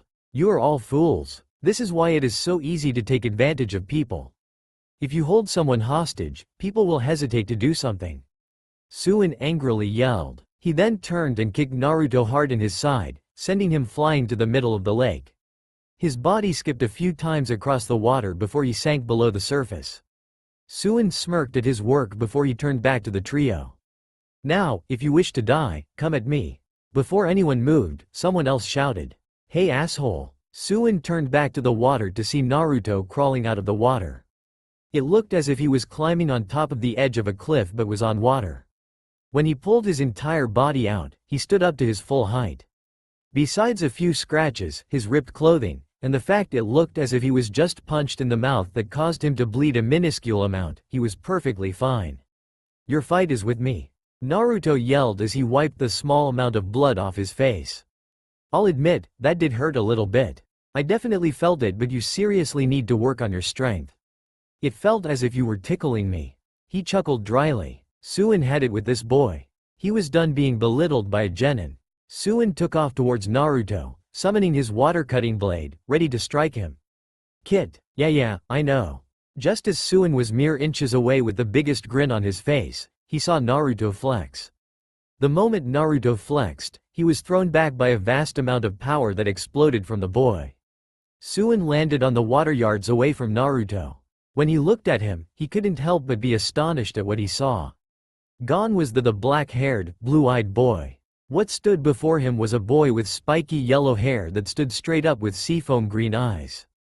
A yellow aura surrounding him and what sounded like lighting in said aura. Suin only knew it was Naruto since he still had his whisker marks, albeit a bit darkened than they were before. What happened to Naruto? Fu questioned. She didn't know Naruto could change his hair like that. He has become what is known as a Super Saiyan. Looking at the confused looks, she began to explain. Something happened during the sealing of the 9 tails and something else was sealed in Naruto that night. He now is part of an ancient race that is almost extinct according to his knowledge. They both stared at Naruto in awe. Suin overheard her explanation but just thought she was spouting words. So what? So you dyed your hair and put in some colored contacts? He foolishly yelled. You didn't get any stronger. I still have way more chakra. Naruto smirked. Technically true considering they couldn't sense his ki. But he didn't need to know that. Then why don't you come and test me then? Naruto taunted, his voice sounding much deeper and held a bit of maliciousness to it. Suin yelled as he charged at the blonde. Naruto saw Suin rush at him like he saw him before. In slow motion. He only let Suin connect those times before because he wanted to test his strength. Much like how Goku and Black fought. No matter how many times he denied it, Kurama would never stop calling them masochists. Just as Suin was about to strike Naruto, he moved out of the way of his fist with ease, shocking the Jonin. He felt excruciating pain from his gut. Just how he had his fist buried in Naruto earlier, Naruto returned the favor. Though instead of spit coming out of his mouth, a glob of blood escaped his mouth. He then crumbled but was prevented from plunging into the water as Naruto caught him by his hair. "Well, looks like your little power boost is over," Naruto said. Suin had no idea what he was talking about until he felt extremely weak. He looked at his hands and saw his skin becoming wrinkled. "I will admit," Naruto started, "that first punch did hurt quite a bit, and if you remained that strong, I would have been very challenged fighting you. Though, you started to lose your power quickly and now you seem to be losing your life force. I just didn't think you would age too." What he said was true. Suin's skin started to wrinkle and his hair became white as his teeth started to fall out. When it was over, Suin looked nothing more than an 80-year-old man. "Now, the sane person would let you go since you can barely walk." Suin looked hopeful. That was crushed when Naruto had the most sadistic grin he could muster. "But I'm not sane in the slightest." Suin had no chance to do anything as he was flung into the air. "Kami." Suin looked back towards the grounds. "Ha-mi." He saw Naruto cup his hands together and some sort of energy was forming between his hands. Be it his now old age or something else, but he could not sense chakra from the energy Naruto was forming. But he did know it wasn't gonna feel nice. "Ha!" Naruto thrust his hands towards the airborne Suin, launching his Kamehameha at him. The moment it touched Suin, an explosion that the residents of Waterfall never felt before erupted. There was no trace of Suin and there never would be. Naruto descended from his Super Saiyan form and regained his black locks and blue eyes. He made his way over to the trio, two of which stared at him wide-eyed. "What?" Naruto asked. Next day, after explaining that the powers he showed yesterday was from his race, Naruto, Yugao, Shibuki, and Fu all stood outside of the village. They stayed just so Yugao could get patched up and recover from her injuries. "Thank you again, for everything," Shibuki said as he shook Yugao's hand. "No problem. Our mission was to protect you until we left the village," Yugao responded. They both turned to the two teens who were saying their goodbyes. "So, you know how you asked me what my dreams for the future were?" Fu said as she looked at the ground. Naruto quirked an eyebrow at her. He figured she had something but didn't want to share as there was plenty of time to talk about it yesterday. "Yeah, so what is your dream, Fu?" Naruto asked. "What was that?" What?" Naruto leaned closer hoping to hear what she was trying to say. His eyes went as wide as saucers when Fu lunged forward and kissed him on the lips. The two adults were shocked at this as much as Naruto was. He soon got over his shock and kissed back, albeit only for a few seconds as she pulled back. "My dream is that I want to be with you. I want to spend my life with you regardless of your girlfriend." If what Yugao said was true, then she wouldn't mind. "I want to have a family with you." Naruto stayed silent the entire time, not knowing what to say. "But I know we can never be together since we are from different villages. So I kissed you. I needed some type of closure knowing that we would maybe never see each other again. I'm sorry if I invaded your space and if you don't feel the same and hate me. But I needed to do that for myself," Fu said as tears started to fall as she looked down. She felt a hand on her chin pick her head up. She felt Naruto's hands wipe away her tears. "Fu, I'm not mad. I'm flattered that you feel that way about me. And to be honest, I have feelings for you too. And maybe if we weren't from different villages, we could find out where this would take us." They stared at one another as Naruto still held her face. Their moment was ruined when they heard Shibuki. They turned to the village leader and saw him looking a bit guilty. "I forgot to tell you, Fu. I actually decided that if you wanted to, you could leave with them to the leaf if that is what you desired." Shibuki awkwardly chuckled. Yugao was struggling to not burst into laughter at the atomic blush and stuttering the dark-skinned Jinchuriki was going through. Naruto for his part was chuckling a bit while shaking his head. "I just saw how much Naruto made you happy and didn't want you to lose your first real friend," Shibuki explained. Fu seemed to calm down a bit. She then turned to Naruto and Yugao. "Would I be accepted in your village? Would I be ostracized like here?" Naruto and Yugao looked at each other and just shrugged. "Hard to say." Naruto spoke. "They don't talk to me and leave me alone mostly because I fight back. Though since the knowledge of my parents came to light, a few of them have been trying to treat me like royalty, but I don't care. Also, Naruto has people who care for him, including me." And once they know you are friends with Naruto, no doubt they care for you too. Yugao said as she walked to Fu. She leaned down to whisper in her ear. And once Naruto's girlfriend, Anko, finds out about your little kiss here, she will be dying to meet you. Fu didn't know whether to be scared or, yeah, scared was right. From what Naruto had told her, Anko was a bit sadistic and wanted playthings. Why, you won't tell her, will you? Yugao smirked but just shrugged at her as she walked away. So Fu, what are you gonna do? Shibuki asked as he put an arm on her shoulder. Just know, as your older brother, I want you to be happy and will support whatever you pick. Fu looked at Shibuki. She had always saw him as an older brother, and now that he said, she couldn't help but cry in happiness. They hugged while the Leaf Nin watched their little moment of happiness. After a few moments of hugging, they separated. I want to go with them. I love you like a brother, Shibuki, but my heart want to go where it belongs. Fu said as she glanced back at Naruto. Shibuki just nodded his head at her. Then I will support your decision. I just want you to be happy, so go where you feel is right. She nodded and went back through the underground passage to grab her important things from her home. Minutes later she emerged from the water surrounding the waterfall. She gave Shibuki a quick hug and stood by Naruto and Yugao. Thank you once again, he shouted as he watched the trio walk away into the forest before he retreated back to the village. After they were a good distance away, Naruto shouted, "Alright, we are not going all the way there on foot," he yelled. Yugao shook her head as she walked up to Naruto and she put a hand on his shoulder. How else are we gonna get there? Fly? Fu questioned. Sure, she could fly, but that was a special case. Huh? Oh no. Maybe another time when I feel like flying, he said dismissively, which Fu looked at him weird. He sounded as if he could fly. Now, if you could mirror my mother here, ow, he exclaimed as Yugao swatted the back of his head. Anyways, just put your hand on my shoulder and you'll see. Fu stared at him questionably, but at the gesture of him and Yugao she complied. So, now what? She asked as she touched his shoulder. Now, Naruto said as he grinned.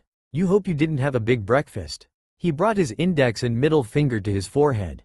Wah-ah. And just like that, they disappeared from the forest in the blink of an eye. Hokage's office. Hiruzen sighed as he read through the document that his secretary had found. Though he couldn't help but giggle perversely while cursing in his head too. Lucky brat, Hiruzen murmured as he put the paper down to rub his temples. He picked up his pipe and took a long drag. He needed to relax, if only for a short while. Mission accomplished, Gramps. Hiruzen jumped at someone yelling in his office that he dropped his pipe and it spilled the tobacco that it held. Ow, what the heck, sensei? Naruto cursed as he rubbed the spot where Yugao swatted him. Don't yell at the Hokage, let alone call him Gramps. She scolded. Yeah, he muttered. Anyways, Gramps. He stepped forward, avoiding another blow from Yugao. We finished that mission and even brought a new resident to Konoha with us. Hiruzen sat up straight and stared at them. He pinched the bridge of his nose as he realized Naruto used what he called instant transmission to appear in his office again. He then looked over to said new resident but couldn't help but chuckle at the swirls in her eyes as she tried to orient herself. She came to once Yugao held her still. So it would seem. He spoke for the first time. Now, who might you be? He asked Fu. He knew who she was. It was his job to know who were the current Jinchuriki if any of the other villages planned an attack. Also, he didn't want to be rude, so he let her introduce herself. My name is Fu, Lord Hokage. I'm a genin from the village hidden by a waterfall. I am also like Naruto, in which I hold 7. Fu bowed as she finished introducing herself. She was nervous. She knew villages didn't take kindly to other Jinchuriki visiting their villages, and she was hoping Hiruzen was as kind as Naruto described him. Hiruzen just smiled warmly at her.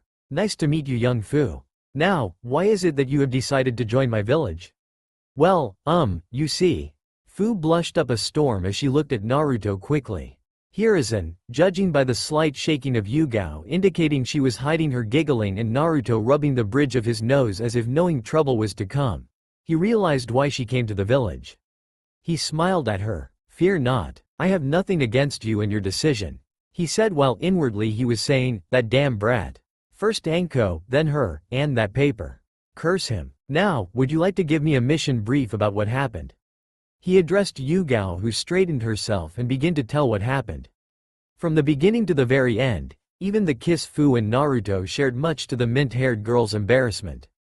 Hiruzen nodded and thanked Yugao for her explanation. I'd say this went from a C rank to a high A rank, maybe S rank mission. I will sort the details out later, but taking on 20 or so missing nin all B rank or higher in the bingo books with multiple being A rank jonin, looks like it will be an S rank. He said, much to the satisfaction of Naruto at the chance of getting paid an S rank mission. Now, I want to know about you, Fu. Fu looked at her new leader. What is it you wish to do? You were a genin in Waterfall and could grant you that rank here, but I want to know what your decision is. Fu looked at Naruto and Yugao. They just shrugged and gave her the go-ahead to do what she wants. I want to be a civilian. Fu said, much to Hiruzen's surprise. I don't want to fight for my life day in and day out. I know me being a Jinchuriki is going to cause problems with that, but I will train in my own time so I won't be a burden on anyone. I just want to live a normal life as much as I can. Fu said. She didn't want to fight and kill people if her life didn't depend on it. Hiruzen thought it over for a moment.